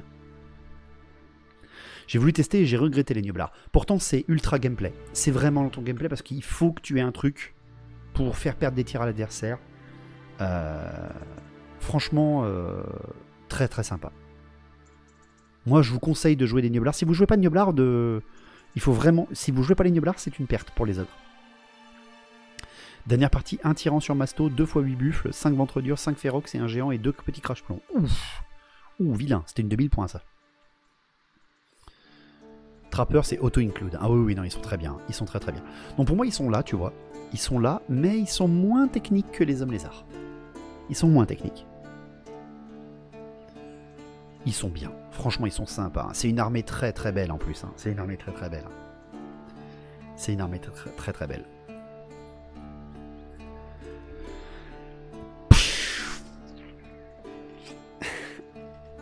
Elfe Sylvain. Je les trouve chers, les trappeurs, comparés à des gnoblards par 20. Alors je suis d'accord, Darkness, mais je parlais par rapport à la boîte là. Hein. Là, je parle par rapport à la boîte. Et la boîte, t'en auras difficilement 10. Donc 20, ça sera plus compliqué. Il faudra que tu rachètes un plus en plus. Donc je faisais la liste par rapport à la boîte. Hein. Je la faisais pas en mode classique. Mais en mode classique, tu vois, j'enlevais par exemple... j'enlevais, je sais pas... Qu'est-ce que j'enlevais? J'enlevais un crash plonge parce que je crois qu'ils peuvent être par 2. Et là, t'as de quoi te payer ton bloc de 20 Nublar. Et là, c'est bon. À la place des seulement 10 trappeurs. Ou alors tu les laisses et tu te mets un bloc de 20. Alors, les elfes sylvains. Alors les elfes sylvains... Alors ce serait moi, il serait là-haut. Ce serait moi, il serait là-haut. Top pour commencer, il faut rester humble. C'est ça. Les elfes sylvains... Extrêmement mobiles. Très forts à longue distance. Magie très intéressante. Personnages qui peuvent venir te défoncer la tronche. Mais derrière, peu de lignes. En fait, les elfes sylvains, et je parle bien encore que des elfes sylvains, si on compte vraiment toute l'armée Wood Elves, c'est-à-dire l'armée qui compte les esprits de la forêt, tu peux avoir des lignes qui tankent à mort. Mais c'est pas des lignes à bonus fixe. C'est-à-dire que ça va pas apprendre vraiment les bonus fixes aux gens. Elfes sylvains, je les mettrais tout en haut, vu qu'ils peuvent tout faire. Le manque d'endurance, c'est une fausse impression, mais je les mettrais dessous, parce que c'est pas facile à prendre en main. En fait, c'est très technique. Ils sont vraiment très techniques. Mais ils sont pas techniques dans leur liste d'armées, parce que tu as vraiment beaucoup de choix dans la liste d'armées.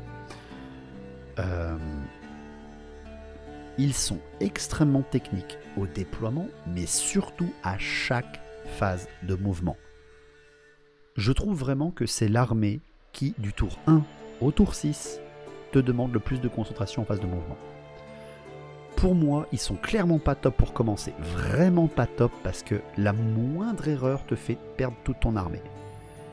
Ils peuvent pas tout faire, parce que tenir une ligne de défense avec des elfes sylvains, ça ne marche pas.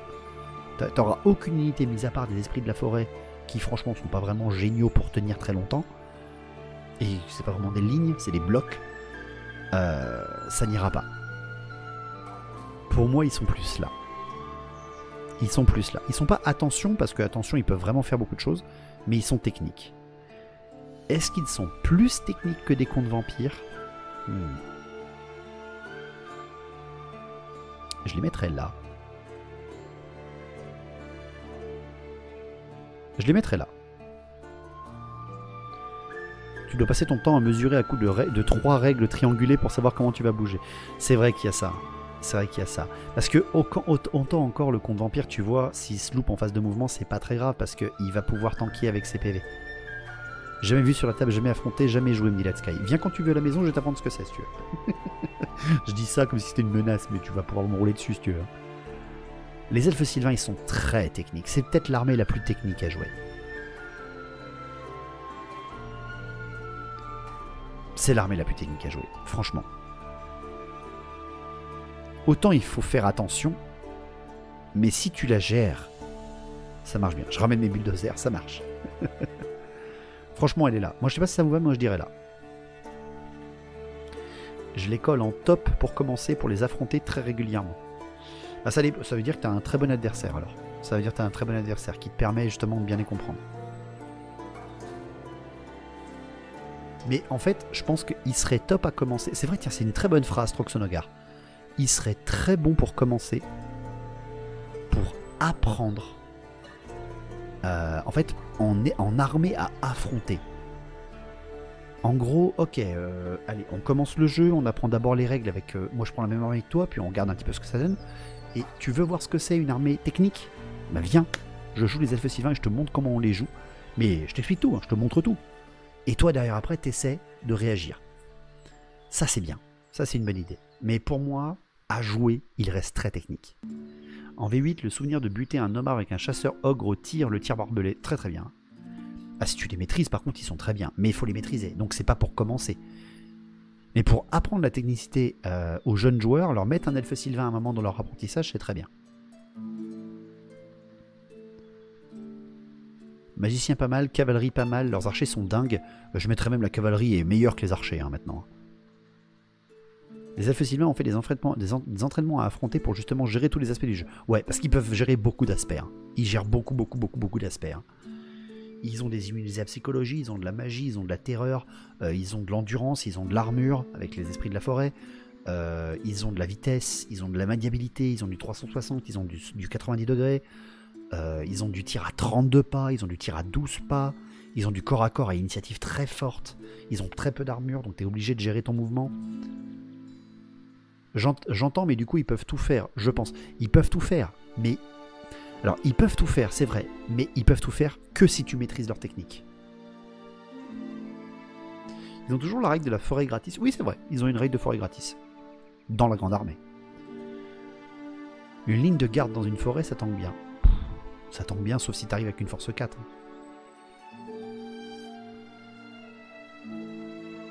Je vois pas bien de différence aussi énorme entre les différents peuples elfiques perso. Ben, avec les elfes noirs, t'as des armures à 2+. Tu vois? T'as des armures à 2+. T'as des monstres en spécial. T'as des machines de guerre en spécial. Ce qu'ils n'ont pas, les elfes sylvains. Donc ils peuvent plus tout faire, tes elfes noirs, que les elfes sylvains. Dans la boîte Spirit, t'as les nioblards de la catapulte. Ouais. Une unité, t'as pas d'handicap comme les lémurs et tout. Bah bien sûr que si. Les lémurs, ils ont une handicap, mais c'est les seuls qui ont handicap. Enfin si, t'as les dryades, mais les dryades, elles ont aucun bonus fixe. Un coup de run-up et hop, c'est ça.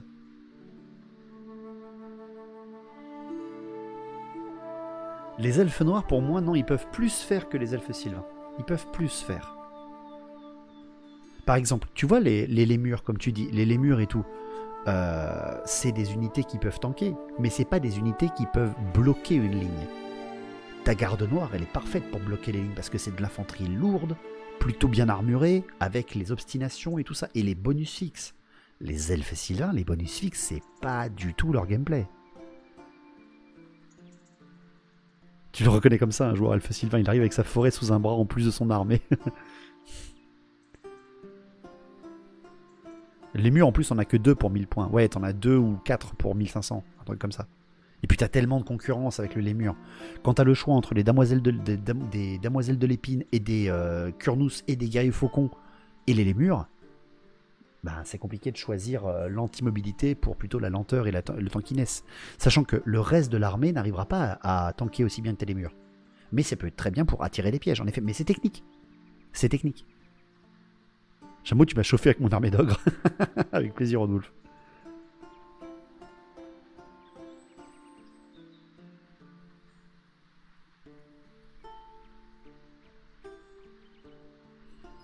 Après, c'est vrai qu'ils peuvent tout faire. Ils peuvent tout faire, sauf tenir une ligne. Les elfes noirs, ils peuvent tenir plus longtemps. Après, t'as la garde éternelle qui peut bien tenir aussi hein, chez les elfes sylvains. C'est compliqué. C'est compliqué. La garde éternelle, ils peuvent bien tenir une ligne. Ouais, si, c'est vrai. C'est vrai. Maintenant que j'y pense. Ah, mais elle est technique quand même. Hein. On fait comme ça ?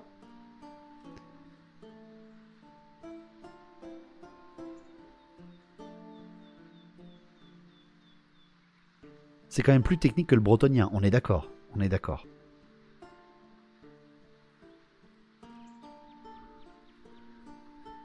Ça reste comme la garde noire, non ? Bah en fait, la garde éternelle, elle est en base. La garde noire, non.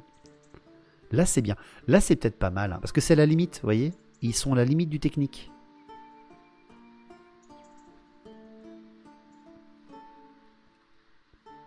Ils peuvent tenir si tu maîtrises, alors que le reste, c'est de base qu'ils le font. Ouais, c'est ça.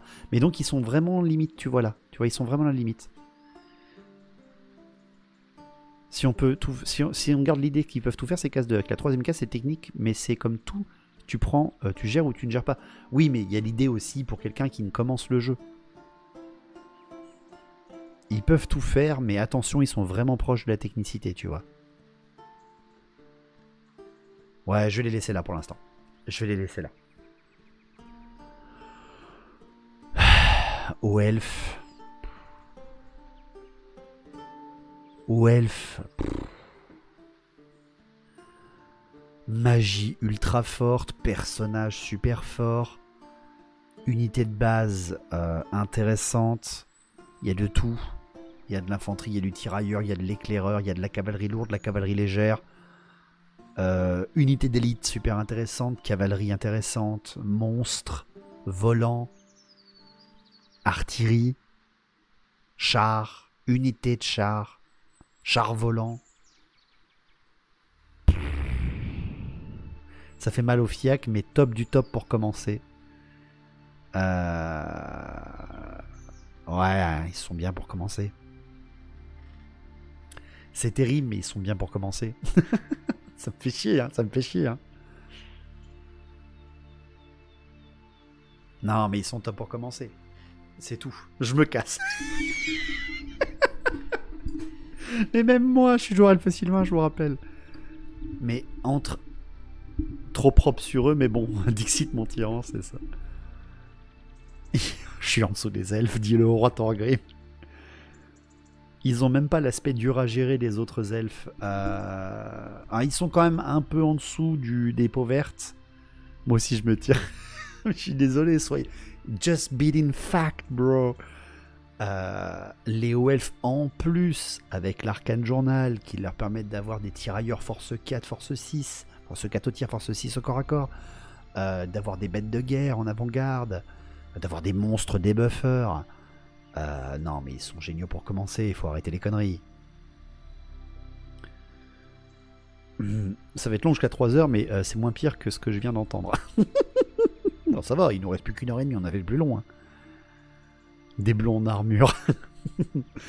Ouais, je suis désolé, hein. Je suis désolé, même moi ça me fait chier parce que vous vous rendez compte que les plus bas c'est les elfes sylvains chez les elfes. Hein. Et je suis joueur elfe sylvain. Hein. Mais faut être factuel. Faut être factuel. Ils sont excellents pour commencer. Ils sont excellents pour commencer. T'as les tirs à longue distance, t'as des unités qui sont bons. Non, ouais. Une petite liste à 1000 points, genre Teclis. C'est-à-dire avec un mage. Ouais, si tu veux. Il y a tellement de choix. Une liste au elfe à 1000 points. Une liste au elfe avec style un peu magicien. Allez, un mage, niveau 2. En haute magie. En général. Avec l'honneur elfique, maître du savoir. C'est ça, hein. Comme ça, il devient combattant. Level 1.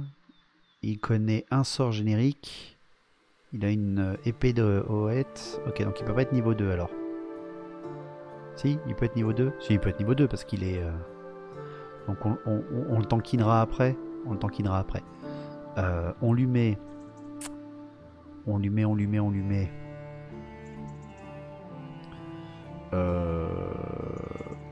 18 lanciers.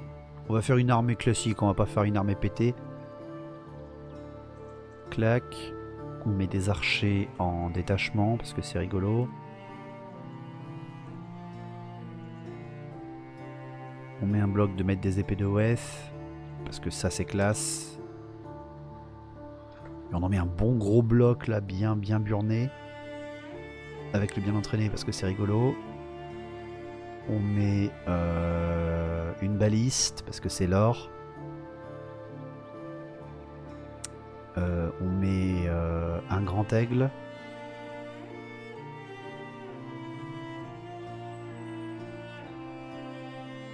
Et des guerriers fantômes. Et voilà. Et voilà. Et là t'es pas mal là. T'as une belle armée là. T'as une belle armée. Parce que là tu vois t'as une armée l'or. T'as 5 éclaireurs, t'as 10 archers, des lanciers qui sont en détachement unité. T'as 20 mètres des épées avec ton mage dedans guerrier. T'as une baliste et un grand aigle pour rediriger. Voilà. C'est l'or. C'est un peu mode maître de épées de l'Ouest qui sort. Voilà, merci, elle est next. Je t'en prie, Denaris. Dragon, phénix, magot de dingue, balise, cavalerie légère, lourde, joueur d'épée, bref, ils sont bien fournis et peut-être trop de choix. Il y a du choix, ouais, il y a du choix. Si tu regardes la review de l'armée de l'année dernière, on passe son temps à dire waouh, ça c'est super fort, et jamais moins bof ce choix-là est moins bien. Elle est forte, elle est forte. C'est une bonne armée. La peau et l'armure NMM de 11 Raok de Fèche, go Oli. Eh ben merci beaucoup. Avec le Twitch sur le téléphone. Allez, bonne nuit, Torcotte. À toutes. À toutes. Donc vraiment, au elfe, très bien. Au elfe, très bien, mais est-ce que ça vaut les peaux vertes? Laquelle entre les deux, sachant que le plus à gauche, c'est la meilleure, laquelle est la meilleure? Quelle est la top pour commencer? Quelle est la top pour commencer, vraiment? Moi, je laisse les peaux vertes. Franchement, je laisse les peaux vertes en premier. Hein. Parce que, franchement, t'as plus de choix. Les orques, c'est plus costaud. En toute objectivité, rien ne vaut les peaux vertes. Mais comme je disais au-dessus des orques, vu qu'ils laissent la possibilité de faire des erreurs plus que les orques. Peau verte, et je suis plutôt un joueur nain. Alors, est-ce qu'ils laissent plus la possibilité de faire des erreurs que les orques? Ben, je suis désolé, mais je pense que les hauts elfes, quand même, demandent une petite technicité par rapport au fait d'avoir meilleure initiative au final, quand ils se mettent devant toi et qu'ils se font charger, plutôt que si c'est eux qui chargent. Il faut pas louper ta magie, tu vois, avec eux. Tandis que les peaux vertes, sachant qu'ils sont moins chers que les hauts elfes en termes de points d'armée, tu peux te permettre de perdre un régiment. Les hauts elfes restent quand même une armée d'élite. Ils restent quand même une armée d'élite, donc ils sont moins nombreux. Donc ils permettent moins l'erreur au final.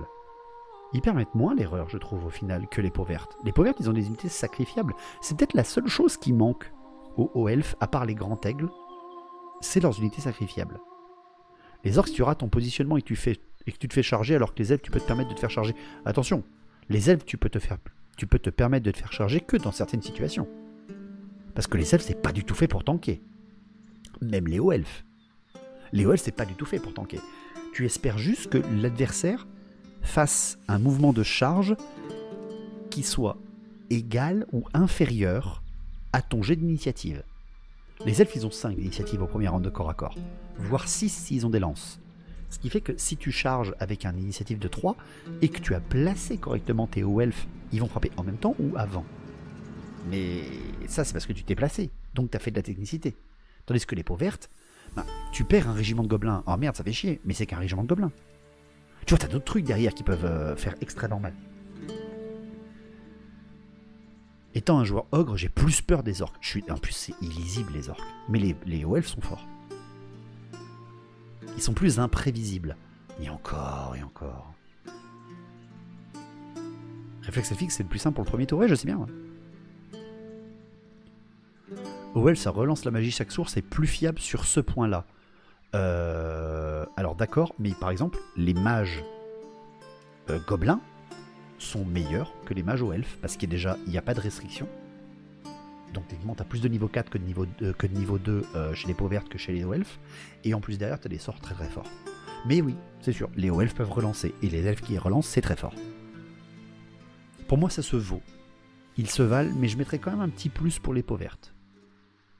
Un petit plus. Je préférais faire commencer quelqu'un avec les peaux vertes, et ensuite lui faire essayer les hauts elfes, peut-être qu'il voit la fiabilité. C'est vrai que tu as une fiabilité qui est sympa avec les elfes, mais tu as aussi le fait que ce soit de l'élite, et donc perdre une unité d'élite, ça fait mal. La WAG, ça rigole 0 en plus. Mais la WAG, c'est sympa. Il faudrait rattraper la rediffusion pour avoir l'avis sur les nains, mais il y a déjà tant à rattraper. Ça sera tout sur le replay hein, au Roi Thorgrim. Il y aura 2 vidéos ou 3 vidéos hein, sur le replay. Hein. Il y aura 3 vidéos distinctes. Hein. Une vidéo sur la tier list, une vidéo sur l'esquisse miniature et une vidéo sur la Eticon. T'inquiète pas. En tout cas, n'oubliez pas, la meilleure armée pour débuter, c'est Sheda avec le meilleur pédagogue du vieux monde. C'est gentil, mon Louis. Pour le fun et pour le côté conversion de figurines, les orques sont plus accessibles pour des nouveaux joueurs. C'est vrai aussi. C'est vrai. Et encore une fois, le marché de l'occasion, t'as beaucoup de peaux vertes, t'as beaucoup de hauts elfes, donc les deux ça se vend. Je vois mes tests de commandement à chaque fois. L'Empire. Allez, hein. Voilà. Il n'y a même pas de négociation à avoir. L'Empire, tu peux tout faire. L'Empire, c'est top pour commencer. L'Empire, c'est génial. L'Empire, c'est top tier. Voilà, c'est... Il n'y a rien de bon et il n'y a rien de mauvais. C'est... tous les gameplays du jeu. C'est... Il y a tout. Il y a tout. Il y a tout. L'Empire, c'est les peaux vertes gentilles. Enfin, gentilles. C'est les peaux vertes humains. Voilà. Empire et Orc V6, ma boîte de départ. Voilà, c'est ça. Empire pour commencer, ça serait Suma. Oui. Il n'y a pas trop de discussion là. Non mais voilà. Devant les orques, même en termes de commencement et facilité d'armée, j'arriverai pas à choisir entre les deux. Je débute, jamais joué, et en ce moment je suis en train de monter mes servants de canon. Bah voilà. Never too late, parfait. L'Empire et Orc, c'est la vitrine Warhammer, c'est pas étonnant. Mais ouais, mais c'est génial. Tu peux peut-être moins te permettre d'être désinvolte qu'avec les orques. Ouais, mais... ouais. J'ai commencé Empire et c'était dur à comprendre pour un enfant, le côté détachement. Ouais, c'est pour ça, tu vois, je les mets là, que je les mets pas au niveau des peaux vertes. Parce que les Welfs aussi ont le détachement. Je les mettrais là. Parce que t'es pas obligé de jouer en détachement. T'es pas obligé du tout. C'est une des forces de l'Empire, mais t'es pas obligé du tout. L'armée de chevalerie est incroyable. L'armée de cité de Null est peut-être la plus technique, mais elle est super sympa. Mais ça vaut pas l'armée de troll et l'armée montée des peaux vertes. Moi, je trouve que non, c'est bien comme ça. C'est bien. Mon gamin de 5 ans joue Orc et il kiffe. Je dois être vraiment nul alors, j'ai pas gagné une seule partie avec l'Empire depuis que j'ai commencé le jeu. J'ai jamais dit que c'était facile à jouer. J'ai jamais dit que c'était unbreakable et que tu gagnais tout le temps. Hein. J'ai juste dit que c'est top pour commencer le jeu. Parce que ça t'apprend plein de choses. Mais ça te l'apprend avec l'humilité, hein, toujours, hein, l'Empire. Hein. Autant les peaux vertes, ça peut être rigolo, autant l'Empire, ça te fait mal, bien sûr. Mais en effet, tu peux te montrer un peu moins désinvolte qu'avec les peaux vertes. Mais pour moi, il y a déjà beaucoup plus de flexibilité qu'avec les Welfs. C'est des unités moins chères. T'as de la magie bien, t'as tous les choix de magie, t'as des personnages acceptables et bons. T'as des personnages ultra spécialisés pour affronter ce que tu veux, genre Répurgateur. Les humains, c'est des nains qui ont des jambes et des canons qui explosent. Il y a plus de mobilité que chez les nains, en effet. Il y a moins de tanking, mais c'est pas grave. Homme sur demi-poulet, c'est pas mal. Ouais, c'est très bien. Ils sont excellents, l'Empire. Vraiment top pour commencer, l'Empire. Top. Top, top, top, top, top. Tellement de choix de conversion, tellement de choix de création. Plus que chez les Welfs. Ouais. Top pour commencer, il n'y a même pas photo. On a surtout le chariot de guerre et le Hellblaster. Allez, il nous en reste 2. Hein. On aura déjà bien tourné. Hein. Les démons. Ah.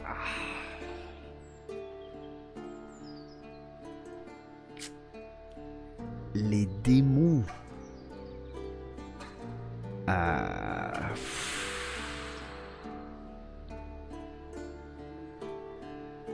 Les démons.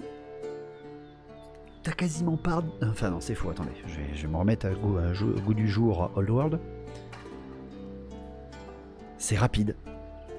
C'est violent en charge. Ça tank plutôt bien. C'est volant et tireur.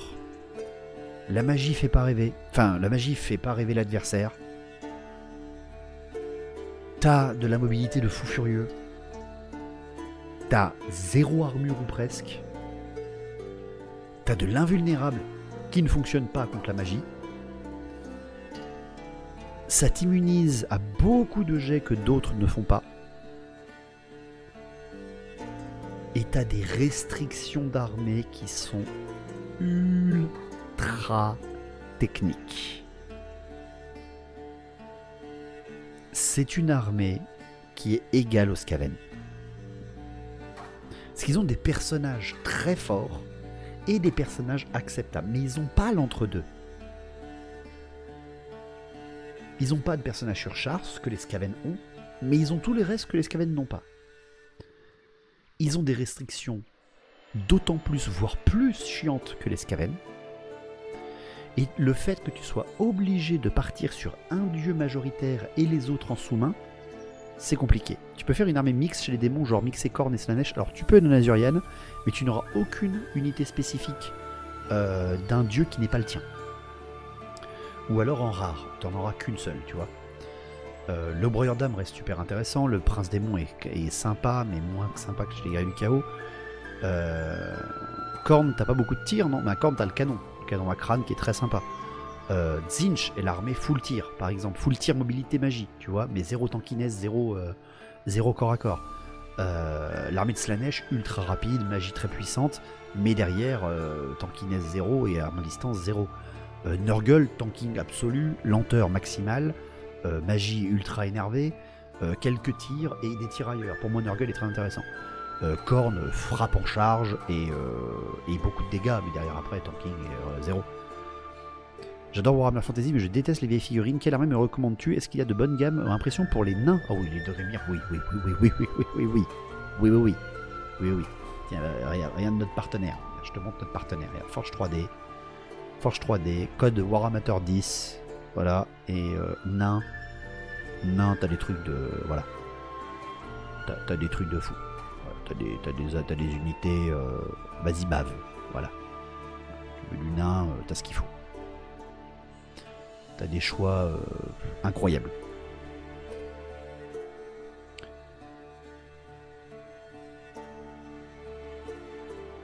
Voilà. Fais-toi plaisir. C'est devenu 4 armées en vrai, choisis ton dieu. C'est à peu près ça, ouais, les démons. C'est à peu près ça. C'est à peu près ça, les démons. C'est leur problème. Oui, effectivement. Tu tapes exclamation Forge 3D avec un 3 à la place du E.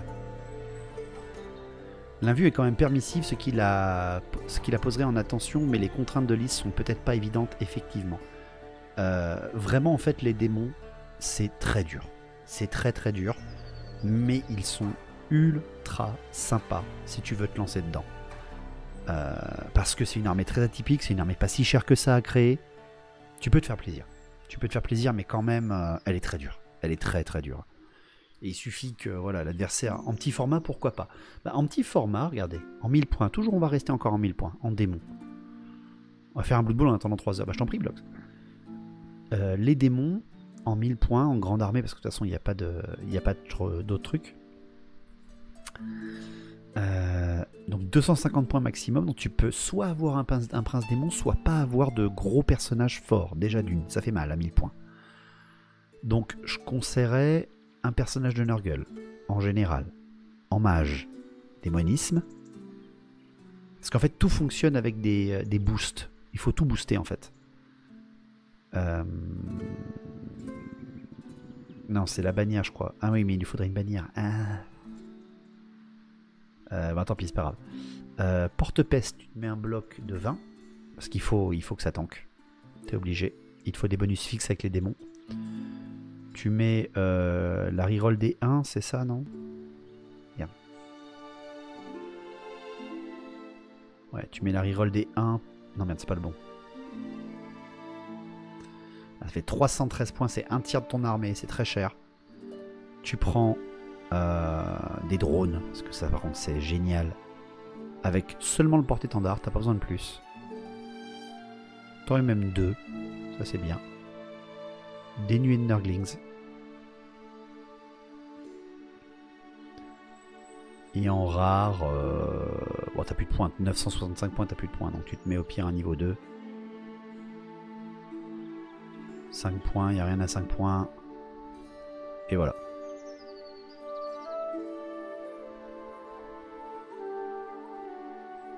Voilà, là c'est pas mal à 1000 points. Full Nurgle c'est lent mais on aime notre papa Nurgle. Ouais, je pense que c'est pas mal. Joue en automatique face à l'IA, ça marche. Nurgle est excellent je trouve pour commencer. Nurgle est très bien pour commencer avec les démons. Sinon, en autre gameplay démon, à 1000 points, t'as Tzeentch. Tzeentch est très sympa. Héros démoniaque de Tzeentch. Sur char incendiaire c'est trop cher, 280 c'est trop cher. Donc tu fais héros démoniaque de Tzeentch, ici même, sorcier niveau 2, tu le mets sur un disque. C'est pas mal si tu veux apprendre le mouvement un peu. Tu mets... oh non, tu mets pas sur le disque, tu le laisses à pied, Tu mets des horreurs roses, pareil, un bon gros bloc pour avoir de la magie de dingo. Oh non, tu le laisses sur disque. Hein. Il te faut de la mobilité, t'es Tzeentch. Tu cherches pas à rester en bloc. Tu te mets des hurleurs, x2. Tu te mets obligatoirement un char incendiaire de Tzeentch. Si tu veux rigoler, tu te mets même le niveau 2 sur le char incendiaire. Et après, tu te mets des horreurs bleues. Par 10.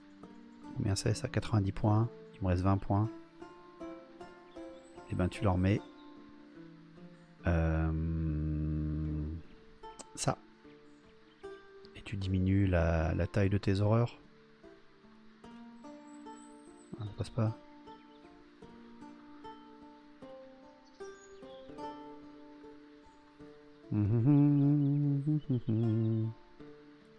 Voilà. L'instabilité de démoniaque n'est pas de tir ou presque, donc pas pour débuter. Ah non, non, clairement pas pour débuter. Hein. Mais voilà, tu vois, là c'est une armée, en termes de technicité, elle est ultra dure à jouer, mais alors qu'est-ce qu'elle est bourrine. Parce que t'as un niveau 2, deux niveaux 2, 3 niveaux 2, plus des volants, plus que des tireurs. L'armée elle est infâme à 1000 points. Elle est très sympa, mais très dure. Tu ne passes à un débutant. Ah non, mais pas du tout. C'est pour ça qu'elle est tout en bas. Elle est vraiment tout en bas avec les Skaven. Tout en bas avec les Skaven. Tu penses quoi de Khorne? Khorne, très dur. Je pense que c'est le plus dur des 4, malheureusement. Les Raymentas, ça se joue encore. Oui, oui, il faut les garder. Il faut les garder, les Raymentas, elles sont très bien. Ça va chercher les machines de guerre, ça va chercher les tirailleurs, ça va chercher les cavaleries légères. Ça rigole pas, les Raymentas. Les hurleurs, ils rigolent pas. Et enfin, mes amis, les guerriers du chaos.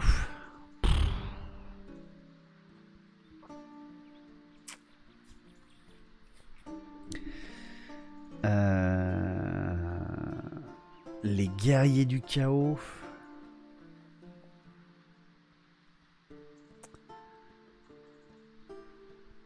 Les guerriers du chaos. Infanterie, ils ont tout. Cavalerie, ils ont tout. Chars, ils ont tout. Monstres, ils ont tout sauf les volants. Si, ils les ont en monture. Personnages montés, bien sûr. Magie, ils l'ont.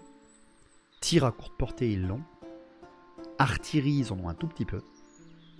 Tir à longue portée, mis à part la magie, ils en ont pas.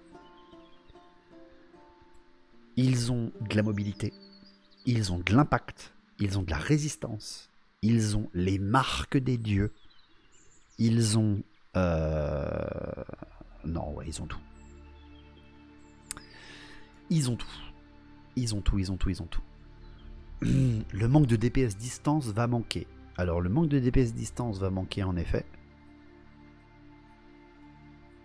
Mais ils sont très bien pour débuter. Mais je pense que ce sont les moins bien des 4 pour débuter. Mais on parle pas de puissance. On parle pas de puissance du tout. On parle de choix de jeu. Distance, tu peux faire full mage. Ouais. Le tir, c'est pour les lâches. Ils sont agressifs. Ils peuvent être embusqueurs. Cela n'a peut-être pas de rapport, mais créer une liste est aussi simple où il s'agit là de l'expérience qui parle. Il m'est impossible de créer une liste aussi rapidement et pourtant, je ne joue qu'une seule et même armée. Peut-être que je suis trop tatillon. Alors, au Roi Thorgrim, c'est juste là parce que j'ai 140 personnes qui sont avec nous. Et tout simplement parce que, tu sais, moi, on me demande une liste, j'en pop une comme ça qui me passe par la tête, tu vois. J'en fais beaucoup des listes. J'en fais beaucoup, moi, au Roi Thorgrim.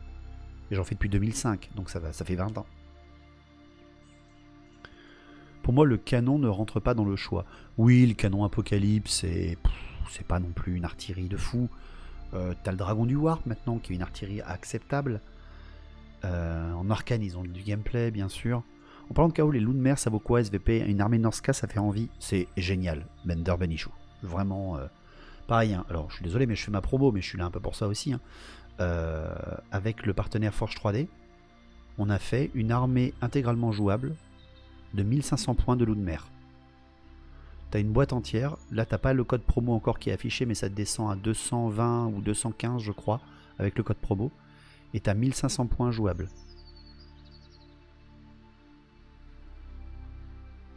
T'as 1500 points jouables, c'est pack de maraudeurs, 2 fois des berserkers, des loups écorcheurs, un gros bloc de cavalerie, 5 loups, un char et un enfant géant du chaos.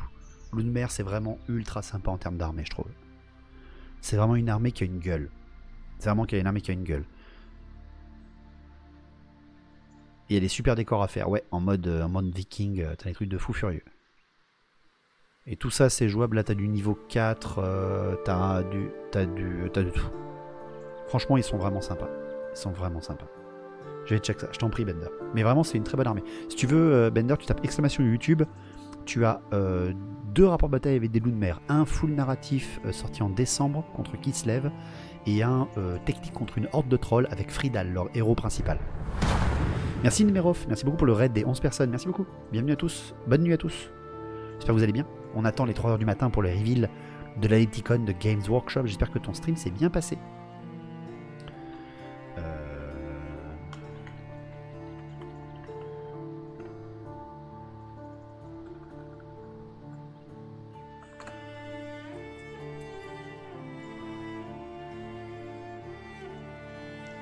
Je l'aurais pas mise en haut, ça vaut pas les autres pour commencer. Bah, c'est pour ça que c'est la dernière. Tu vois. Merci Nemerov pour le follow, merci beaucoup. Je comprends pas pourquoi ma commande elle a pas marché pour aller t'envoyer sur ta chaîne. Je la mettrai là. Est-ce qu'elle est top pour commencer par rapport au bretonnais? Maintenant on va regarder, voilà, on va regarder ce tableau mais plus en recul. Plus en recul. Pour voir si voilà, on n'a pas grid à des endroits. Stream au top, j'espère que le tien se passe bien aussi, profitez bien des reveals. Et merci beaucoup. Merci beaucoup. Oui, ça se passe très bien.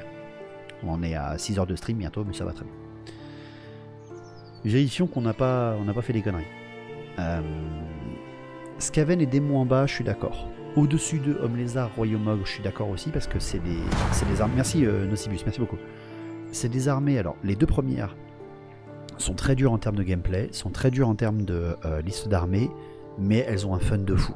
Les démons multidieux ou unidieux sont ultra sympas. Les Skaven, t'as tellement de choix que tu peux te faire plaisir. Les hommes lézards, faut faire attention quand tu te déploies, attention quand tu fais ta magie, attention quand tu fais tes mouvements. Les ogres, faut faire attention au gameplay, faut pas penser que c'est que des teuteux qui foncent. Mais sinon, ultra sympa, et leur liste d'armées, faut faire un petit attention. Ouais. Les armées techniques à jouer, mais qui, dès une fois que tu as la technique, sont super sympas. Les contes vampires, donc les morts vivants, tout simplement, les 2 régiments de morts vivants. Les hommes bêtes entre les deux, oui, parce qu'il y a moins de choix quand même chez les hommes bêtes que chez les rois des tombes. Même si, bon, non, il y a quand même beaucoup de choix chez les hommes bêtes. Merci Olen Kentucky Windage, merci beaucoup pour le follow. Oui, on est en train de terminer en attendant les reveals. On se fait une petite tier list de Warhammer The Old World sur le fait de quelles armées sont très dures lorsque tu te lances dans le jeu entre 500 et 1500 points et lesquelles sont les de mieux en mieux pour le choix d'unité, le choix de gameplay, le choix de lore, le choix d'unité et le top tier pour commencer en fait, pour commencer le jeu. Voilà, les hommes lézards c'est ultra compliqué, voilà, faut faire vraiment attention. Voilà. Les morts vivants, faut faire très attention où sont tes personnages et comment tu joues tes personnages. Je mettrais peut-être les hommes bêtes un peu moins difficiles à jouer. Hein. Un peu moins techniques quand même. Les hommes bêtes au final ils sont là parce qu'ils sont extrêmement agressifs, mais si tu gères ton agression c'est bon. Hein. Et les nains, si tu gères ta défense, c'est très bien, mais il faut gérer ta technique de défense, et là il faut gérer ta technique d'agression. T'as oublié Kislev. Kislev c'est moi qui l'ai créé, donc ça ne compte pas dans les armées de Games Workshop. Les nains me paraissent pas si techniques. C'est pour ça qu'ils sont là, ils sont à la limite du peut tout faire, tu vois, ils sont prêts à sauter là. Oui, ils sont presque là, tu vois.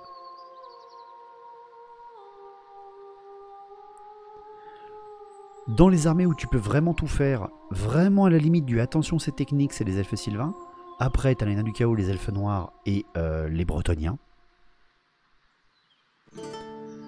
Et après les armées top pour commencer, les guerriers du chaos, les hauts elfes, l'Empire, et les meilleurs, les peaux vertes.